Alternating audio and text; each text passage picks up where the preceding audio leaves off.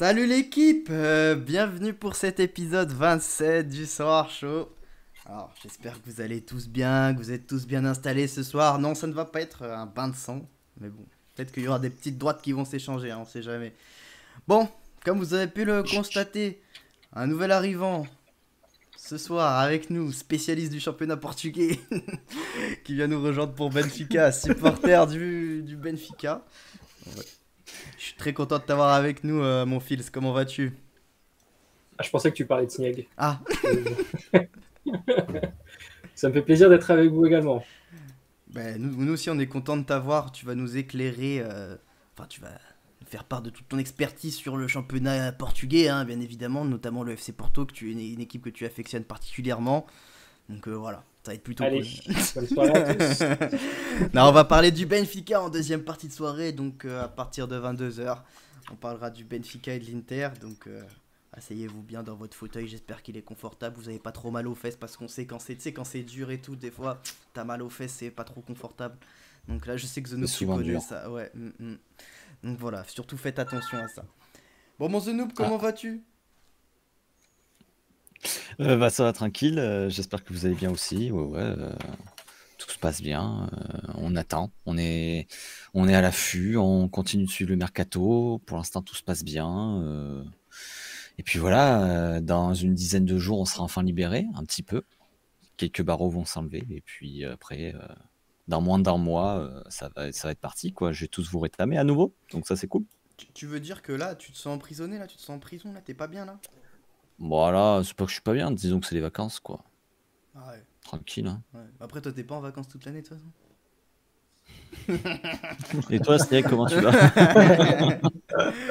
Eh oui, mon Snake, ça va, mon Snake, content de t'avoir avec nous. Troisième Ça va et soir, vous les amis? troisième, non, combien de soirs chauds là, de consécutifs Quatrième. là? Oh là, c'est Quatrième, je crois, hein. Je pense que Est-ce j'ai gagné, je est-ce rentre que ça plus que serait dans la déjà rotation là. ouais. est-ce que ça serait déjà pas 4 de trop? C'est terrible, The Noob, c'est terrible ce que tu dis, Snake. J'aime pas du tout ce jeu. Heureusement que je suis arrivé pour relever le niveau parce que Moi, je suis très content de l'avoir avec nous. Bon, vous vous demandez merci mon ami. peut-être ou pas, je ne sais pas, hein, ça dépend. Il y en a qui vont se demander, il y en a qui vont pas se demander pourquoi Apo et Torque ne sont pas là. Alors, Apo n'est pas disponible, monsieur était sur le Tour de France. Ah, et, hein, on n'a pas le même maillot, on n'a pas la même passion aussi. Hein. Il y en a qui sont passionnés par le cyclisme et d'autres par le football. Et Torque ne pouvait pas, il devait être au ping. C'est, il devait être au ping ce soir, hein, je pense. Hein. C'est pour ça qu'il pouvait pas. Au ping? Ben Je oui. crois qu'il était au ping. Ouais, je pense qu'il était au Aïe, aïe, ping aïe, ce aïe. soir. C'est pas une boîte de striptease, hein, Moi, le ping. Hein. je reste convaincu que c'est un nom de code de ouf et que vraiment il fait des choses illicites quand il dit qu'il va au ping. Ouais, J'en suis convaincu. pas Moyen, on est d'accord. Non, ping, c'est peut-être Malte, hein, moyen. parce que on sait très bien que lui, il brasse, hein. Il brasse pas mal.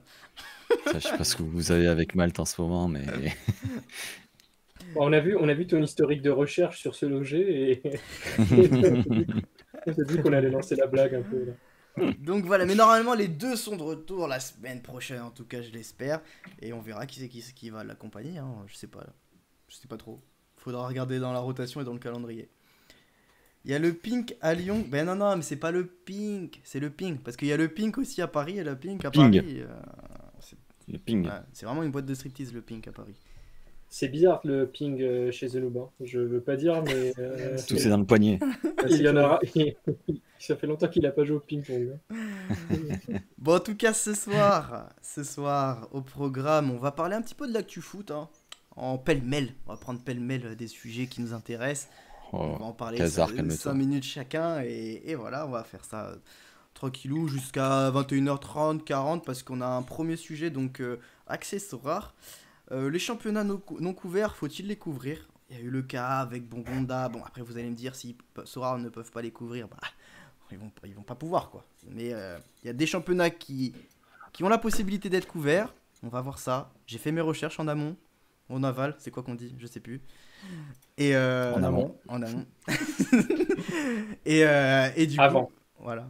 Bah ouais. Avant. Et du coup, il y a des Il est championnats. couché. Il y a des championnats qui peuvent être couverts et qui ne le sont pas. Donc on verra est-ce qu'il faut les couvrir ou pas.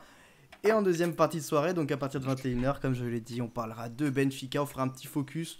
Phil nous a concocté une petite composition à la benfiquiste. Donc on va voir un peu à quoi ça ressemble. Moi franchement, je t'en ai parlé Phil, elle m'a pas du tout hype. Hein. Bon, c'est la vraie, hein. Toi, t'étais plutôt satisfait de la compo, donc on verra. On verra. Il manque quelques petites recrues. Hein. Je t'ai dit qu'il y avait du boulot quand même. Oui, Si sur une équipe de 11, il en manque quand même la moitié, il y a encore un peu de travail. c'est ça. Et après, The Noob qui veut nous parler de l'Inter, spécialiste du championnat Bah ouais, italien, vous avez là, parce que attention, on le sait, hein. il y a des gens qui connaissent le football italien, il y a des gens. Hein. Mais alors The Noob, j'ai jamais. Voilà. Première. Petit avec toi, tu sais, t'as vu comment il connaît trop bien le championnat italien, The Noob? Incroyable.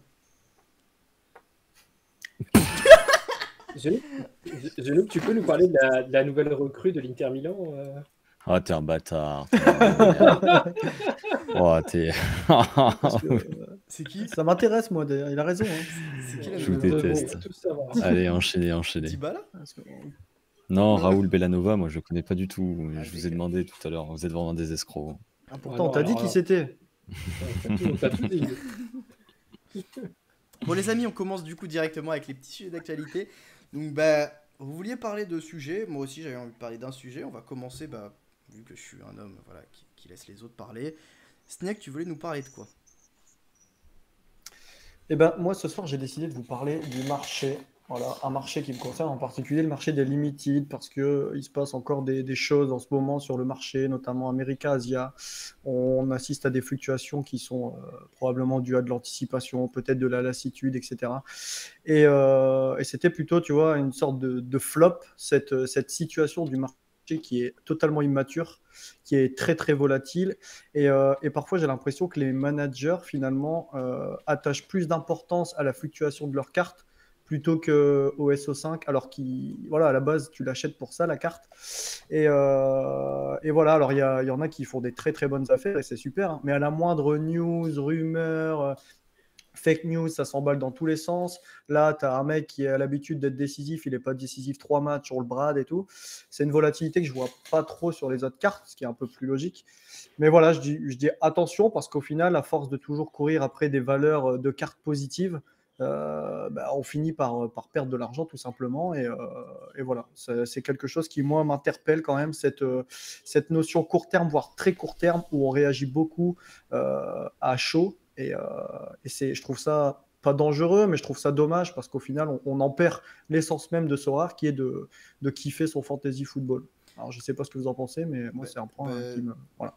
Tu vois là, il y a un message de Snake, de Fange dans le chat qui dit qui va aborder la baisse des prix. Ah voilà, tu vois. Du coup, Pas de Snake, souci, il a fait, si je peux aider. Alors là, tu parles surtout à Asia America.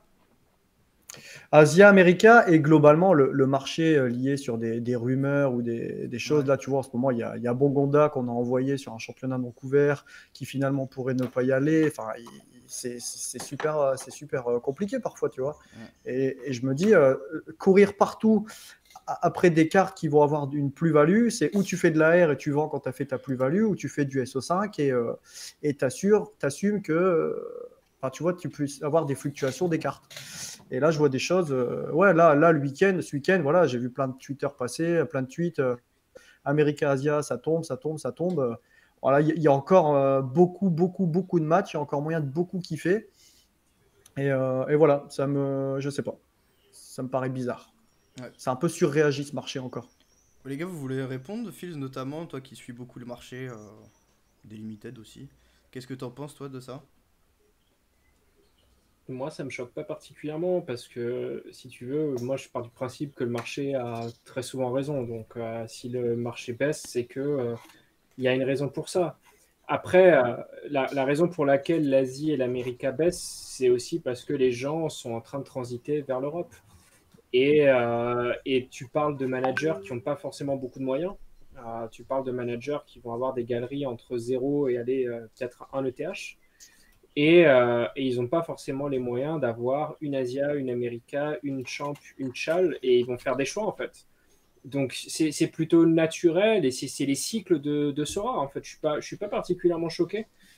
C'est des cycles qui sont naturels. Sur certaines cartes Asia et MLS surtout, on voit qu'il y a une baisse. Dans l'ensemble en tout cas, il y a une baisse. Par contre, sur la Chal, sur la Champ, je vois une petite remontée toute douce et puis ça va revenir. Moi, je pense qu'on Et, peut... et puis, Vas-y, Phil, pardon. je te laisse finir. Et je te disais, ça va va y avoir un petit regain au moment où les gens auront fait leur team Europe et ils se disent, bon, bah, je vais aussi quand même jouer un peu l'Asia, ou je vais acheter des cartes méta Asia. Et puis après, ça va baisser jusqu'à la fin des championnats Asia ou MLS, et puis ça va se racheter au moment où les championnats vont se terminer. Et puis c'est les cycles un peu naturels, quoi. Moi, je suis d'accord avec toi et j'ajouterais, en fait, est-ce qu'on prend pas entre guillemets le problème à l'envers et est-ce que finalement, c'est pas les Asia et America, les cartes Asia et America, en fait, qui étaient trop chères, en fait, elles étaient trop chères comparées à leur réelle utilité et à ce qu'elles font, et du coup là, elles retrouvent, parce que elles retrouvent un niveau classique, normal, on va dire, parce qu'en fait, elles ont été, enfin, c'était les seules que tu pouvais utiliser là en juin et juillet, donc forcément, beaucoup de monde se sont mis dessus. Et c'est ça qui a créé l'augmentation des prix, mais en réalité, leur prix, il y avait une petite bulle quoi dessus qui a explosé avec l'arrivée des nouveaux championnats. C'est peut-être plus ça le raisonnement à avoir, plus que les prix baissent, tu vois. Euh, À l'heure actuelle, les seuls championnats qui sont disputables, c'est ceux-là. Donc voilà, il devrait y avoir une demande et il devrait y avoir de l'intérêt. Or alors que c'est encore avec ça qu'on va kiffer une partie de l'été, bah, tu te rends compte qu'il y a des managers qui jettent l'éponge, tu vois. Et je me dis, c'est quand même bizarre d'à chaque fois de. Alors je vois dans le chat, hein, ça va vers l'Europe. Oui, non, mais je suis d'accord. Mais je trouve que c'est très rapide et ça va un peu dans tous les Bah, en sens. fait, moi, c'est que je vais prendre mon exemple, tu vois. Bah, après, c'est pas le plus parlant, on va dire, mais je sais qu'il y a des gens qui ont une grosse galerie limited et ça va être pareil. Moi, j'ai dû acheter beaucoup de cartes Asia America si je voulais jouer en AS et en Asia et en America, tu vois, toutes les divisions. Et du coup, là, vu Mm. qu'en AS, bah, j'aurais plus trop besoin de Asia et d'America parce que je vais privilégier des Chal ou du Champ, et ben en fait, j'ai un surplus d'Asia America que je dois me débarrasser. Et là, c'est vraiment la période pour s'en débarrasser puisque t'as la Chal qui commence déjà dès la semaine prochaine. Donc là, tu te dis, ok, là, il faut que je m'en débarrasse maintenant. Sauf que, en fait, vous dites anticipation. Moi, je suis même pas d'accord avec anticipation. C'est juste, là, justement, là, t'es pas dans l'anticipation. Là, tu vends parce que t'as la Chal qui commence dès la semaine prochaine ou alors à la limite dans deux Hmm. semaines, tu vois. Et en fait, tu vends ton surplus et du coup, ça crée plus d'offres et il y a beaucoup moins de demandes parce qu'en réalité, bah, avant, tu avais besoin d'Asia pour aller en AS et faire les Asia américains. Maintenant, bah, tu peux en prendre, je suis d'accord avec toi, mais bon, on est d'accord que tu vas prendre des Hatchal et de la Chum, quoi, si t'as le choix. Et puis ce qui va se passer, c'est que on va se rendre compte que l'Asia, certains joueurs Asia et certains joueurs MLS vont toujours surperformer par rapport à des joueurs de Chal. Et ces joueurs vont Exactement, récupérer de l'intérêt pour la S après que la Chal soit repartie. Et exactement. puis les classiques, hein, les Mateos, les Cézinha, les Vela, les Carles Rill, c'est des cartes sur lesquelles va y avoir un regain de demande quand on va se rendre compte qu'en fait, ils surperforment les cartes de Chal Europe. Exactement. Zenoub, tu voulais ajouter quelque chose sur ça, du coup, vu que c'était le seul qui s'est pas exprimé? Non, moi, bah, je voulais juste revenir sur le fait que le marché était super réactif. D'un côté, je trouve ça bien parce que ça veut dire qu'on a un marché en bonne santé, entre guillemets, parce que un marché réactif, c'est un marché qui est liquide. Donc pour moi, c'est plutôt bon signe. Ça montre qu'il y a de l'intérêt, ça montre que les gens sont prêts à investir de l'argent, à récupérer les pots cassés, entre guillemets, parce que ceux qui ont acheté, par exemple, le Bogonda à 0,05 en rare, alors que 2 jours après, il vaut 0,2, c'est sympa, c'est Ouais, toujours ça de prix. Et d'un autre côté, clairement, alors je sais pas si c'est le rôle des créateurs de contenu ou quoi de faire ça, mais éduquer un peu les joueurs soirs à la patience, ça peut être aussi intéressant parce que on se rend compte que la majorité des pertes se font quand on fait marcher les réflexes, on va dire, quand on est un peu trop au taquet. Et surtout, il y a beaucoup de panique en fait. C'est autour de la panique.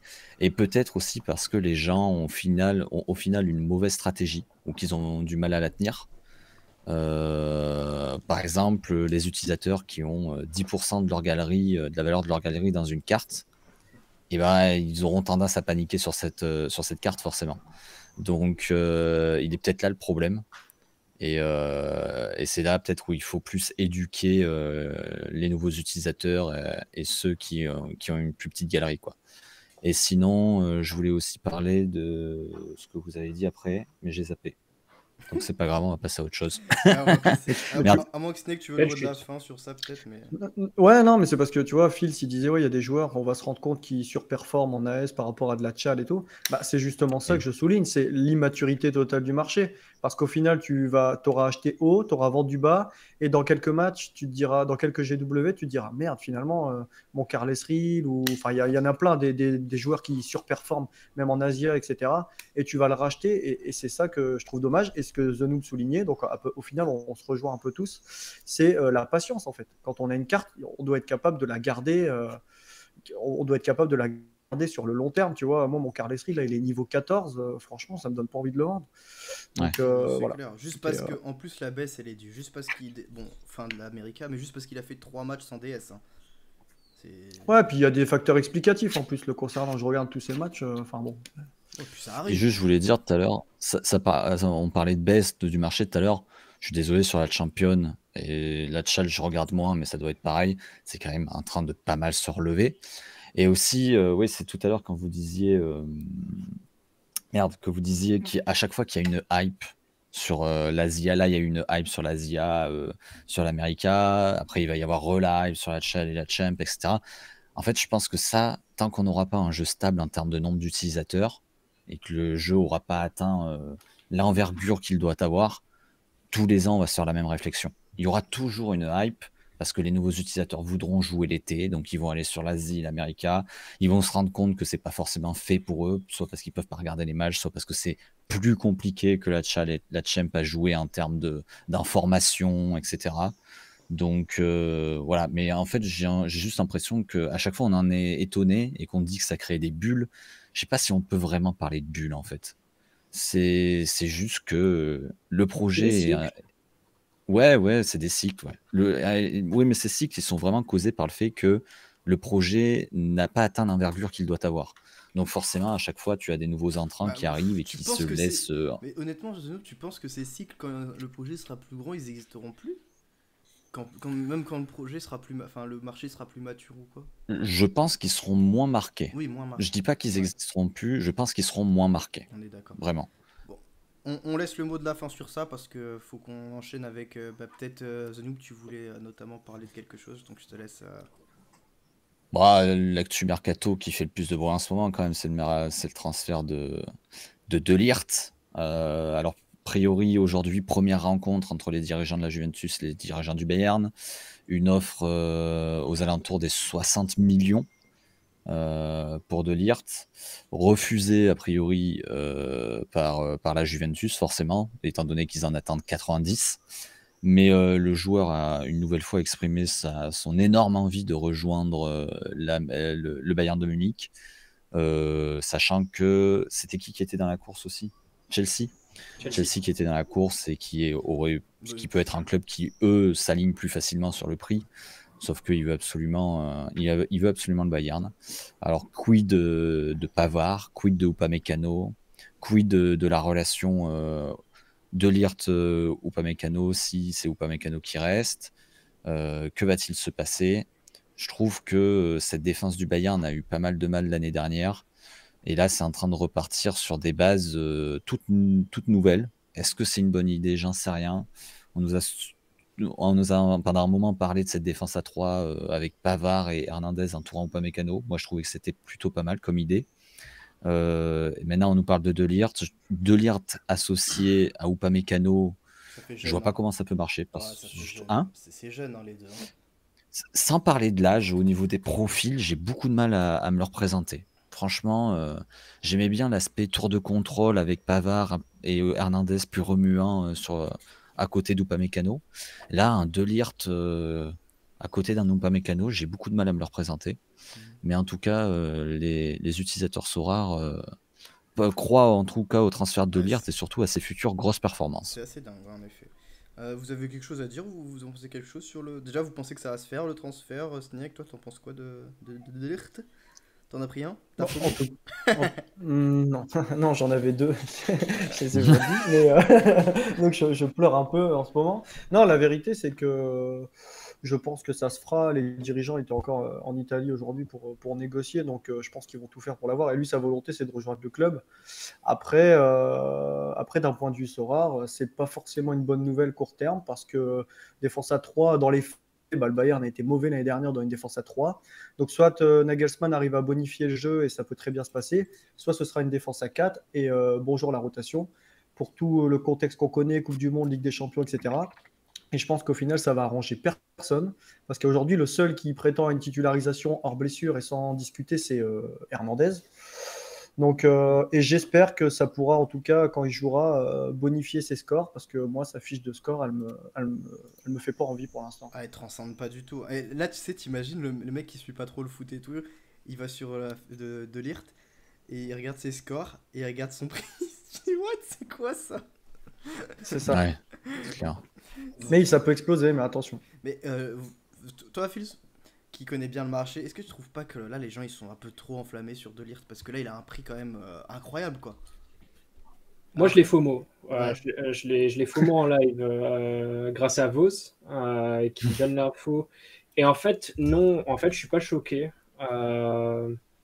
Ça En reste fait, super bankable comme profil. Hein. On va pas c'est se ça, cacher. en fait. Tu es sûr quand même un défenseur U23 qui a une énorme réputation. On parle quand même d'un mec qui a porté l'Ajax jusqu'en demi-finale de Ligue des Champions.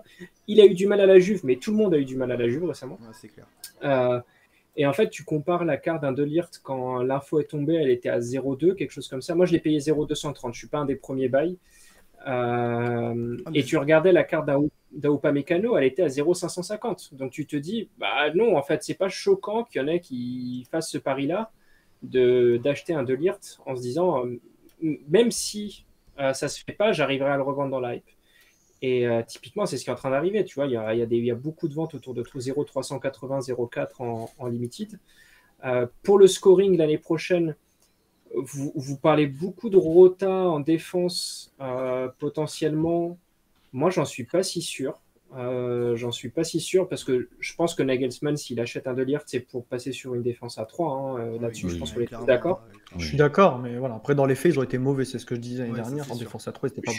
Je suis d'accord avec toi. Mais par contre, je pense que par exemple, il y aura peu de rota dans une défense à 3. Hein. Je pense qu'un Pavard partira et on sera sur De Ligt, Hernandez ou Upamecano et en backup, il y aura Nianzou et Stanisic et ça sera suffisant en fait. C'est dangereux quand même. Parce que là, tu pars du principe que, ok, déjà, Hernandez, il se baisse tous les 4 matins. Il se lève Ouais. de son lit, il se fait une foulure à la cheville. Et là, franchement, en Ligue des Champions, tu vas avec Nyonzu. Moi, la grande après- question, c'est Vas-y, qui vas-y. va être à la relance entre les deux. Et ça va impacter le scoring soir d'une force Ou pas Mécano. entre Upamecano et De Ligt. Upamecano. Moi, je suis Celui d'accord qui avec va ça. récupérer la relance, bah, là, il va y avoir du vrai FOMO. Si De Ligt récupère la relance, c'est terminé. Hein. Ça Ouais, va non. s'envoler. Je pense pas. Ah bah. Après, Tu par rapport à. Moi, j'ai un truc, c'est plutôt une question, mais De Ligt actuellement, il était vendu uniquement en pack. Est-ce que ça peut pas impacter son prix que les nouvelles éditions seront sorties à l'unité parce que c'est plus dur d'acheter un pack que d'acheter des cartes à l'unité? Est-ce que ça peut pas jouer aussi sur son prix? C'est une question, hein, j'ai pas la réponse, mais Oh, je sais pas. est-ce que ça joue pas aussi sur les hauteurs? Parce que là, c'est le marché secondaire qui dictait un peu le prix Ouais. de Ligt, en plus C'est du vrai. FOMO, mais l'année prochaine, il sera plus en pack. Bon, après, s'il C'est une interrogation, Ouais, j'ai mais pas la s'il est réponse. vraiment au Bayern, tu te poses même pas cette question parce que tu sais que son prix va être beaucoup plus que ce qu'il est actuellement. Oui, il va être énorme. Tu vois. C'est Je clair. pense, hein, Ouais, je sais pas. Il va arriver au moins au niveau de Upamecano. Non, moi je suis pas trop d'accord avec toi, Phil. Je pense qu'ils vont garder Pavard. Et je pense que. Je sais que Sidney va pas être content, mais j'ai pas été convaincu par Upamecano. Et je pense que De Ligt il peut prendre sa place et ils font une défense Hernandez, De Ligt, Pavard. En plus, c'est pour couper le trio français. Parce qu'ils voulaient pas avoir 3 défenseurs français. Donc, ouais, faut voir.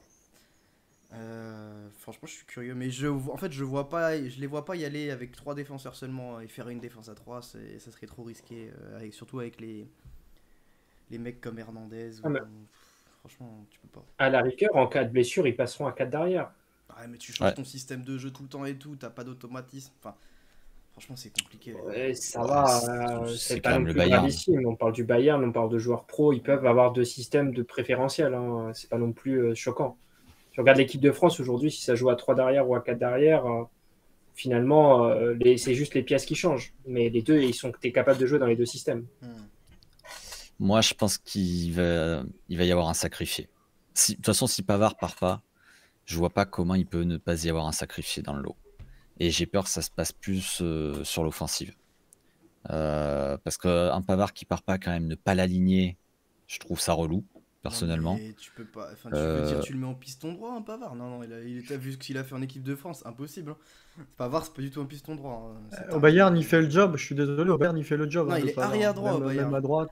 Ouais, il est arrière droit au Bayern. Mais C'est pas piston droit. après, il est arrière droit. Ils sont full attaque. Il passe son temps dans le corps adverse. Ouais, mais c'est différent, Ouais. c'est un rôle différent. T'as moins de retours défensifs. Enfin, les courses sont pas les mêmes et tout, tu vois. C'est différent, les gars. Franchement. Franchement, j'attends de voir. Franchement, si Pavard est. Après, Là, tu vois, là, je me coupe un doigt, là, maintenant, là. S'il il est piston droit l'année prochaine. alors, attends, parce que là, on rentre dans des considérations tactiques, hein, mais moi, j'aime bien ce que dit The Noob, parce que je pense que tu peux très bien imaginer une défense avec Pavard, défenseur droit, un trio au milieu, enfin au centre avec De Ligt, Upamecano et Hernandez et Davies à gauche. Ce qui te fait qu'en fait, dans une phase offensive, Davies, il est tellement offensif et il a tellement de volume Oui, qu'il je peut vois. revenir rapidement. Il est en Tu ailier, passes sur une etc. défense à 4 en Ouais. phase offensive Ouais. et tu es sur un système à 5 ou 3 centraux en phase défensive. Tu peux très bien avoir un système qui est hybride et selon la phase de jeu, avoir Pavard qui va être latéral droit en attaque et piston dans les phases défensives, quoi. Et alors là, je sais qu'en fait, Erwan, il est pas content là de ce qu'on dit, tout simplement parce que Coman, Ah non, parce que ça serait lui le grand. mais Coman, il est titulaire à 100%, c'est le chouchou de Nagelsmann. Et moi, j'attends de voir Davis. Je suis pas serein personnellement. Je sais pas, franchement, moi, ça me paraît dur. Non, c'est vraiment Il Pavard m'a pas piston super droit. séduit, Je suis moi. pas- Pavard piston droit, moi, sans parler de mes cartes ou quoi, hein, c'est vraiment, j'ai du mal à le voir. Je l'ai vu en équipe de France, après, c'est pas la même. Mais il était vraiment. Mais j'ai jamais vu un joueur aussi nul, hein. Rarement vu. Non, mais faut le dire la vérité, j'ai rarement vu un joueur aussi nul en professionnel en tant que piston droit. Pavard, pourtant, c'est un joueur que moi, je trouve que le trash talk sur lui est un peu trop hard, mais un piston droit, pas du tout. Par contre, dans une défense à 4 en arrière droit, là, c'est pas pareil. Fils, du coup, on va. Parce que le temps passe, etc. Fils, du coup, tu veux parler de quelque chose ou t'as pas de sujet à proposer? Moi, je peux parler d'un sujet qui a drop aujourd'hui, hein. Le changement sur la underdog. Donc là, je suis sur un actu Sora, hein. Mhm. Je trouve que ça fait énormément de sens pour la progression des nouveaux arrivants dans le jeu. On passe en fait sur une underdog où du coup, restons un petit peu clairs, il y aura le gardien qui va être sorti en fait du line-up, puisque on peut jouer désormais la underdog avec 4 cartes et une cinquième qui aura 0 en termes de scoring, donc logiquement ça sera le gardien.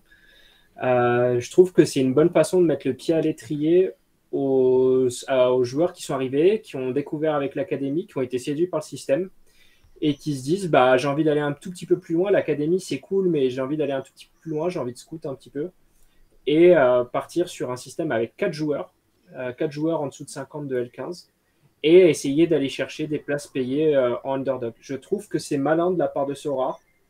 Je trouve que c'est malin de permettre à des joueurs d'arriver avec seulement 4 joueurs et de ne pas avoir ce frein un peu majeur qui est le gardien.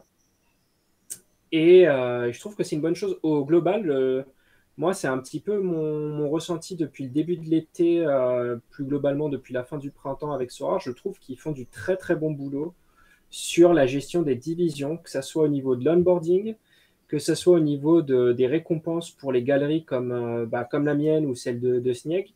Et en plus, et là on arrive sur une discussion qu'on a eue cet après-midi, il y a aussi du boulot qui est fait pour les gens qui détiennent et qui jouent les divisions SR, la D2, avec un petit upgrade de la place de vainqueur, puisque avant c'était une T1 SR et maintenant en plus on donne une T0 rare. Et ça a été toujours un problème, hein, les récompenses dans les D2. Et je trouve que ça va dans le bon sens. Je trouve qu'en fait, ils répondent un peu aux questions sans se brider à une partie de la population de Sora. Donc on s'est beaucoup intéressé évidemment aux petites galeries. Après, on s'est intéressé aux nouveaux arrivants. Et maintenant, on répond petit à petit aussi aux questions qu'il y a chez les plus grosses galeries, les gens qui sont en D2. Et honnêtement, je trouve que il y a une logique d'ensemble qui fonctionne bien. J'ai hâte de voir les résultats à long terme sur la dynamique du jeu, sur les dynamiques de marché. On en parlait tout à l'heure, Erwan, hein, les dynamiques sur les uniques, par exemple. qui ont complètement changé avec l'introduction de la Unique Kickoff. Tu vois qu'il y a énormément de changements en termes de floor price, en termes de demande sur ces cartes-là. Petit top pour Sora, pour la gestion du gameplay depuis quelques temps. Alors, c'est pas toujours 100% fun, mais en tout cas, en termes de cohérence globale, je trouve que le taf est fait. Ouais, je me suis fait... Juste avant les réactions, j'ai limite envie de dire que c'est pas que sur le gameplay. J'étendrai vraiment quasiment à tout. Qui sont meilleurs. Je trouve que depuis des mois, il y a une vraie. Tu vois, je voulais en Alors, parler aussi. Parce que certains Ouais. vont dire que c'est le strict minimum quand même pour une société autant valorisée et tout ça, mais bon, il faut constater le changement et on est là depuis un moment, on sait que on les a voilà, assez ça a été critiqués en compliqué plus parfois sur et le tout. Soir Show. C'est ça. Donc, Mais depuis des mois, il y a une vraie professionnalisation du truc et c'est en train de devenir vraiment concret avec des changements majeurs qui sont passés, ils se font passer pour des tests, mais la vérité c'est que pour l'instant ils trouvent quand même les bonnes solutions quasiment directement et ils corrigent les points qui dans le passé ont été un peu compliqués. Les SR ça a été un point très critiqué dans le passé et là voilà on y arrive quoi. Ouais. On est vraiment à l'instant où ça y est on commence à calibrer le jeu, à le rendre cohérent, à ne pas privilégier une rareté plutôt qu'une autre, même si les rares sont encore quand même au-dessus pour le moment, mais ça commence à s'équilibrer. Et ouais, j'ai l'impression qu'on rentre vraiment dans le vif du sujet enfin quoi. Et ça, c'est que du bonheur de voir ça. Et Voilà. c'était pas facile en plus. Hein. Non, c'est clair. Par contre, il y a un truc, les gars. Du coup, peu de monde est au courant, parce qu'en fait, les SR, enfin, les D2, tout le monde s'en fout. Mais du coup, j'ai fait un bon résultat pour la première fois depuis longtemps en D2, là, en Asia. Ah, ça se la racle. La minute flex. Et c'est parti. je suis arrivé sur le podium. Et les gars, vous savez que le podium en SR, c'est. Du coup, j'ai pas regardé pour les uniques, mais ils n'ont pas adapté en euros, enfin en dollars. Donc en gros, tu tapes le même podium que quand l'Ether était à 4000 $, tu vois. Alors, du coup, en pro. Ah, si. Ouais, je suis certain. Ouais, mais bah, c'est oui. pas juste un problème d'affichage, Ah, ça? bah, je te dirai ça, du coup, demain. Mais, du coup, je me tape moins de récompenses en Ether alors que j'ai fini deuxième en D2 que quand j'ai fini premier en America alors qu'il n'y avait même pas tous les joueurs qui gagnaient. Hein. Qui venaient, pardon. J'ai Il a gagné 15 balles demain. Non, je gagne 0,2 Ether en finissant deuxième quand même en D2. Ouais, Je mais vais ça pas me paraît plaindre, bizarre. hein, mais voilà. T'as bien regardé sur Soir? Ouais, j'ai regardé sur ça. Donc voilà, tu vois, tu parlais des incohérences, etc. Ça en est une notamment. Ouais, mais tu vois, j'avais fait podium récemment et ça avait bien été ajusté, moi. En SR? Peut-être en pro, du coup? Non, pas en SR, mais normalement c'est pour tout le monde. Bah oui, justement, bah pas en SR. Donc Ok. je te dirai demain, mais voilà. Hmm. Donc j'ai été assez surpris. On va parler d'autres choses, de toute façon c'est pas important, la plupart des gens jouent pas SR, mais c'était juste une petite remarque comme ça. Du coup, juste suis d'accord. rapidement, vous voulez parler, répondre à Phils, notamment Snake, t'as pas parlé sur le sujet toi, ou on peut pas passer sur... Je pense que non, mais je pense qu'il a tout dit. On peut que se satisfaire de ce qui se passe en ce moment sur Sorare. Donc ça va clairement dans le bon sens. Ça se professionnalise, on va dire. Ça devient très très intéressant et quand c'est bien, franchement là, j'ai pas grand chose à ajouter. Je suis d'accord avec Phils là-dessus. Et moi ça me fait... Je vais rajouter Vas-y, rajoute. une petite note bullish quand même. Je vais juste rajouter une petite note bullish parce que c'est quand même fou. On le sait, Erwan, on l'a répété plusieurs fois depuis le début. Nicolas n'est pas quelqu'un qui hype. Il n'a pas décidé de mener son projet comme ça. Il a laissé ça au projet NFT de merde, voilà, Qui ou sont au morts. projet crypto Qui sont morts. ou au projet crypto aussi, comme j'ai pas peur de le dire, Stephen. Chiliz qui adore. Stéphane, si tu nous entends, si tu nous entends. J'aime bien le chillisme. Chiliz qui adore chiller. Chiliz arrête de chiller, Chiliz arrête de chiller. Les refs, ceux qui ont la ref, c'est des vrais, hein. Ah, Ça non, regarde mais- TF1 la semaine le matin. Et la vérité, c'est que j'ai l'impression qu'il est en train de prendre un peu de plaisir à le faire en ce moment. Sauf que, vu ce qu'il nous sortent, on peut que l'inciter à le faire. Hein. Parce que déjà, je pense que Mbappé, pas grand monde l'a vu venir, au final. C'est un peu arrivé comme un cheveu sur la soupe, comme ça, c'était trop bien. Et là, encore une fois, il a chillé en disant « much more to come » dans son dernier post. Là, aujourd'hui, ils annoncent la sélection argentine pour préparer la Coupe du Monde. Tu peux éviter de lire ton livre en plein live, s'il te plaît? Relisez mes notes. Donc, En plus, on a Paul qui, on sait, gère un peu l'aspect communautaire, même carrément l'aspect communautaire et tout ça, qui lui aussi aime bien chiller sur Twitter. Et j'ai l'impression qu'en fait, c'est un peu comme des enfants, c'est pas une critique du tout, hein, mais qu'ils sont tellement excités par ce qui se passe et ce qu'ils arrivent Mais à oui, accomplir qu'ils bien ne sûr. peuvent pas se retenir. Et quand on voit ce qu'ils nous sortent, comme avec Mbappé et tout, je le comprends totalement, hein. Et franchement, je pense que parfois on se rend pas assez compte de ce qu'on est en train de vivre parce que c'est totalement fou. On est vraiment normalement en train de vivre la naissance d'une société qui va devenir géante. Déjà qu'elle est très grosse, c'est d'une référence du divertissement et du sport, quoi. Donc voilà, je trouve que c'est fou ce qu'on est en train de vivre tout simplement. Le The Noob Chiller Fou is back. Bah ouais, mais là, Et c'est ouf, quoi. Phil, petite question de Kev qui nous dit c'est à partir de quand la Underdog à 4? Il y a Paul qui a dit j'arrive pas à me retenir. Oui, Ça me fait beaucoup rire. Avec ses smiles, ses mais on les émotes. comprend, hein. On les C'est clair. comprend parce Paul que il c'est fou, communique quoi. avec des émotes en fait. C'est fou ce qu'ils sont en train de faire là actuellement. Soon. C'est complètement dingue. Soon. Et du- Deux sabliers. Pour la question, c'est Game Week 289. Oh là là, Oh, t'as pas le droit, Ah, Paul, ouais, c'est ouais. pas Ah bien là là, d'écrire ça. Paul, il Oh va le mettre- Franchement, bâtard. moi, non, c'est Paul qui interdit nous met ça, un petit monsieur. leak en plein soir chaud. Demain on va se marrer les gars. Demain on va se marrer. Mercredi et Ok, jeudi il aussi. faut Oh le là Théo. là là, c'est trop. Il faut le Théo. Oh, c'est trop, C'est trop. c'est trop les potes, c'est trop. Paul, Ah, viens DM, viens DM. On dira rien. Viens DM. c'est trop. Allez. Ils sont à poil au bureau, tellement ils sont excités. Loose. Ils saoulent. Et du coup, moi, je voulais juste rajouter quelque chose aussi sur ce que Fizz a dit.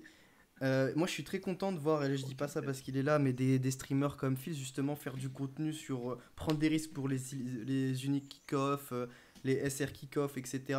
Non, mais vraiment, après, moi, c'est des divisions que je défends, vous le savez. Mais Il remet 2 € dans Non, le mais jeu non, pour mais son lui, c'est sujet vraiment favori. voyou. c'est ça pas fait vrai. Team unique. ça fait vraiment du contenu, etc. Et je trouve que c'est super plaisant d'avoir ce genre de contenu parce que ça prend du temps, hein. J'étais sur ton stream, Phil, moi cet après-midi. Ça prend du temps de scout les uniques ou même des SR kick-off parce que tu connais pas vraiment les joueurs, etc. Je dois faire attention. Et du coup, c'est bien, ça rajoute du contenu en plus autour de ce soir. Donc positif, très bullish, comme dirait un certain The Noob. Si Paul veut me financer ma unique, c'est avec grand plaisir. N'hésite pas. Pour les DM, pareil, on est toujours. Bon, les amis. Non, c'est fou. C'est fou ce qu'on. Bref. Si on tient le programme, comme vous le savez, sur Soir Show, le programme est vraiment très carré, voilà, il n'y a pas d'extra. Si on tient le programme, il nous reste 10 minutes pour parler de notre super sujet. Est-ce que les ligues non couvertes doivent-elles être couvertes? Donc on va en parler rapidement. Bon. En fait, le sujet, c'était pourquoi? C'était surtout pour parler un peu de tous les joueurs qui partaient en ligue non couverte. Donc on parle de Bongonda, on parle de Adem Maher qui est parti aussi, il y a Vessen qui est parti en Arabie Saoudite.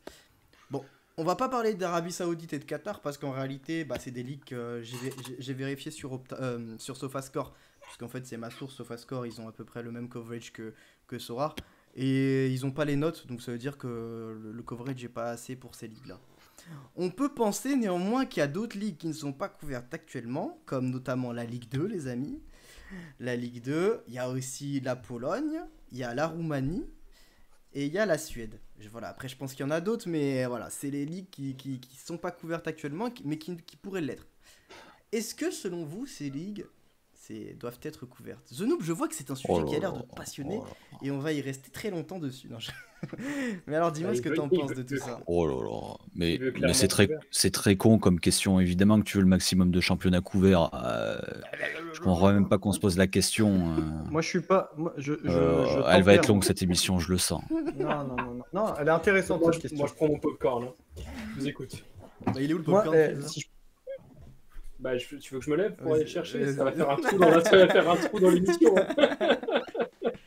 Vas-y, Snake. Ceux qui avaient pas la ref, en fait, juste, c'est Vitaly qui a imaginé la réponse de Torque à la question sur Twitter Ah, d'accord. et qui avait marqué ce Ouais, discours. J'avais pas la rêve.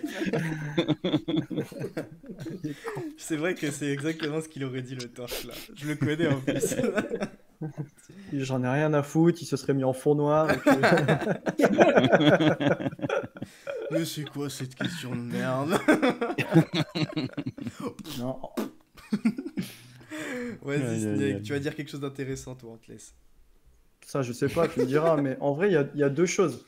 La première, c'est pour le délire, d'un point de vue marché. Je trouve ça un peu rigolo, entre guillemets, même si je souhaite à personne que ça arrive, mais ça met un peu de piment dans le marché des transferts. Et dans ceux qui font de la R, c'est la régalade absolue. Tu as des mecs qui rachètent même les championnats non couverts très très bas pour espérer plus tard. Donc le fait que tout ne soit pas couvert, ça crée voilà, une petite adrénaline, quelque chose sur le marché qui se passe, des bonnes affaires. Parfois il y a des gagnants, parfois il y a des perdants, mais moi je trouve ça plutôt cool en tout cas. Donc forcément, à long terme, ça n'arrivera plus ou peu. Et il y a quelque chose d'autre. Toutes les ligues couvertes, oui, mais dans l'état du gameplay actuel, je serais tenté de te dire non. Quand on voit une chal qui rengorge de divisions, si tu rajoutes encore des divisions et que tu ne scindes pas la chal ou tu scindes pas les championnats, tu vas te retrouver avec un étau qui sera de plus en plus serré. Et c'est pas, je trouve que c'est pas viable de rajouter trop de ligues dans si peu de compétitions. On est déjà très très très serré. Donc je trouve que le sujet est quand même assez intéressant. Merci, parce que vous avez vu là dans le chat, on se fait tailler, là, Julio France. Hein. Il nous dit la semaine prochaine, 20 minutes sur SSS. Julio, il serait bien adore d'avoir la PL. Non, mais Julio, là, tu peux pas dire. Regarde, on a des avis contraires déjà. On a Snake qui, voilà, il met des nuances. Et j'ai vu Phil hocher la tête comme ça. Donc, Phil, toi, qu'est-ce que t'en penses? Moi, je suis d'accord avec Snieg. Ouais. Je suis d'accord. Je suis d'accord sur la deuxième partie. Moi, je suis d'accord sur le fait qu'il faudrait un max de couverture. Enfin, tout ce qu'on peut couvrir, couvrons. Enfin, je vois pas pourquoi on le ferait pas. Dans l'état actuel du gameplay, ça peut être compliqué. Je pense qu'on va notamment en Tchal où tu peux vite te retrouver avec une équipe qui surdomine un championnat et voilà, enfin, on voit déjà sur Twitter que ça papote autour d'un stack celtique. Alors si jamais demain il y a la Roumanie ou la Pologne avec, je sais pas, mais je sais pas depuis combien de temps un club est champion sur place. Enfin, bref, c'est des questions qui vont revenir et puis voilà, on sait comment ça va se passer. Je pense qu'avec un meilleur cadrage des championnats, ça peut être cool. Et moi, il y a un truc que j'attends et j'espère que ça sera une des annonces des semaines à venir. De Paul, tu veux dire? Ouais, de Paul. Mets-nous un nombre de sabliers, Paul. Mais, et là, tout le monde se dit, ouais, il va dire la PL et tout. Moi, je fais, bah non, en fait, franchement, on a la Bundesliga 2, on a la Championship qui sont couverts. Moi, je kifferais. Et on a, Bundesliga 2 licencié. Licencié. Oui, pas couvert. Et on Et a Liga 2 aussi. et la Liga 2, c'est ce que j'allais dire. Donc en fait, il nous manque la série B et la Ligue 2. On a des pour clubs, qu'on on a puisse des clubs de avoir une série B. espèce de. On a un club de série B, Enfin, effectivement, il est plus maintenant. qui était de série B. Ouais. Mais je kifferais qu'on ait une espèce de Champ Europe de deuxième division, en fait, avec comme une antichambre pour la Champ Europe. Et je trouverais ça incroyable pour le scouting. On irait voir des matchs de deuxième division en France. On irait voir Clermont en 2024. Ça serait incroyable, vraiment. J'ai trop hâte. Non, vraiment, moi, les Ligue 2, j'adorerais ça. Ouais. Moi, les Ligue 2, ben alors du coup, avec un gameplay autre. Alors, juste attendez, les gars, j'ai un message de Rasnello que je voulais lire. Faut que je le retrouve. Il faut que le coverage suive aussi les équipes champ partenaires pour avoir aussi plus de cartes à ajouter au pool de reward. Parce qu'effectivement, il a pas tort. Si tu rajoutes du coverage, du coup, ça fait plus de joueurs qui jouent. Donc plus de compétitivité. Mais est-ce que les rewards vont suivre? Rien n'est moins sûr, en effet. Donc ça, je trouve que c'était assez intéressant. Et les Ligue 2, bah tu fais une ligue... Enfin, en gros, tu veux dire que tu fais une chale Ligue 2, quoi. Enfin, je sais pas comment expliquer, mais... Une Ah non, chambre une 2. champ. Une Les chambre 2. Une chambre 2, ouais. Ouais, une chambre 2. Où tu peux gagner que de la chum, quoi. Enfin, que de la chum 2. Avec de la champ 2. Et une chale 2 avec la Belgique, comme dit Marie, parce qu'elle dit qu'on oublie la Belgique. Mais Marie, je suis pas sûr que la Belgique, ça soit couvert. Hein. J'ai pas regardé, désolé. Mais je suis pas certain qu'il couvre. Mais voilà, vous voyez qu'on a trouvé de quoi faire un peu. On a parlé. C'est pas fini, mais on a parlé au moins. The Noob, tu veux peut-être répondre parce que là je vois que tu lèves le doigt. Oui. Par contre, on Oui. lève le doigt, on lève pas là. Il Moi, lève j'aime le pas. Moi, je suis un prof, j'aime pas quand. Voilà. Ouais, merde, là, le doigt. Ouais, bon, Non, moi je vous avoue que j'aime bien le. Enfin, et j'en ai joué. Donc voilà. J'aime bien le fait qu'il y ait une grosse prise de risque. Que ton joueur aille dans un championnat non couvert. Parce que vous savez, moi, je joue beaucoup la sécurité par rapport à ma stratégie. Donc, forcément, le fait que ça soit pas couvert pour l'instant, ça m'est plutôt favorable, on va dire. Et c'est vrai que rajouter cette petite pression lors du mercato, je trouve que ça a un côté addictif et que ça permet vraiment d'être. Ça t'oblige à être réactif sur le marché Sorare, tu vois. D'un autre côté, si on suit la philosophie Sorare, on sait très bien que leur but, ça va être de donner l'utilité au maximum de cartes. Donc, ça serait pas déconnant qu'on arrive à une couverture totale jusqu'au bout, quoi. Tant que c'est possible de par opta. Mm. Et après, sur tout ce qui est D2 et tout ça, je suis totalement d'accord.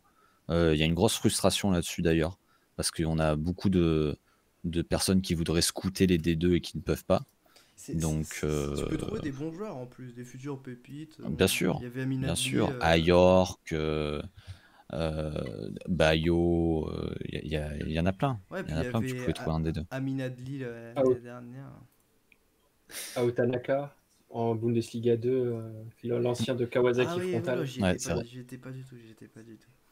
Mais moi, Par contre, après, tu vois, déjà que ça m'emmerde de gagner des mecs de MLS enfin d'America et d'Asia en AS, gagner des mecs du Qatar, mais bon, d'un non, côté, parce voilà, j'ai que focus Champion Europe. non, The Noob, j'ai regardé Arabie Saoudite Qatar, normalement c'est pas couvert.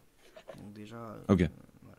Donc Ok, déjà ok. ces deux ligues, les gars, enfin, normalement après, je suis personne, hein, mais sur SofaScore, Personne. sur SofaScore, t'as pas les notes. Non, mais en réalité, moi j'ai fait comme ça pour Tu veux qu'on en parle? Parce que sur t'as une mauvaise image de toi, j'ai l'impression. sur SofaScore, t'as pas les notes, donc en fait j'en déduis que bah, ils ont pas le coverage. Vu que SofaScore ils ont pas mal de coverage quand même, donc par exemple la Croatie était déjà, il y avait les notes, l'Autriche il y avait les notes, donc tu pouvais te douter que ça pouvait arriver sur Sora.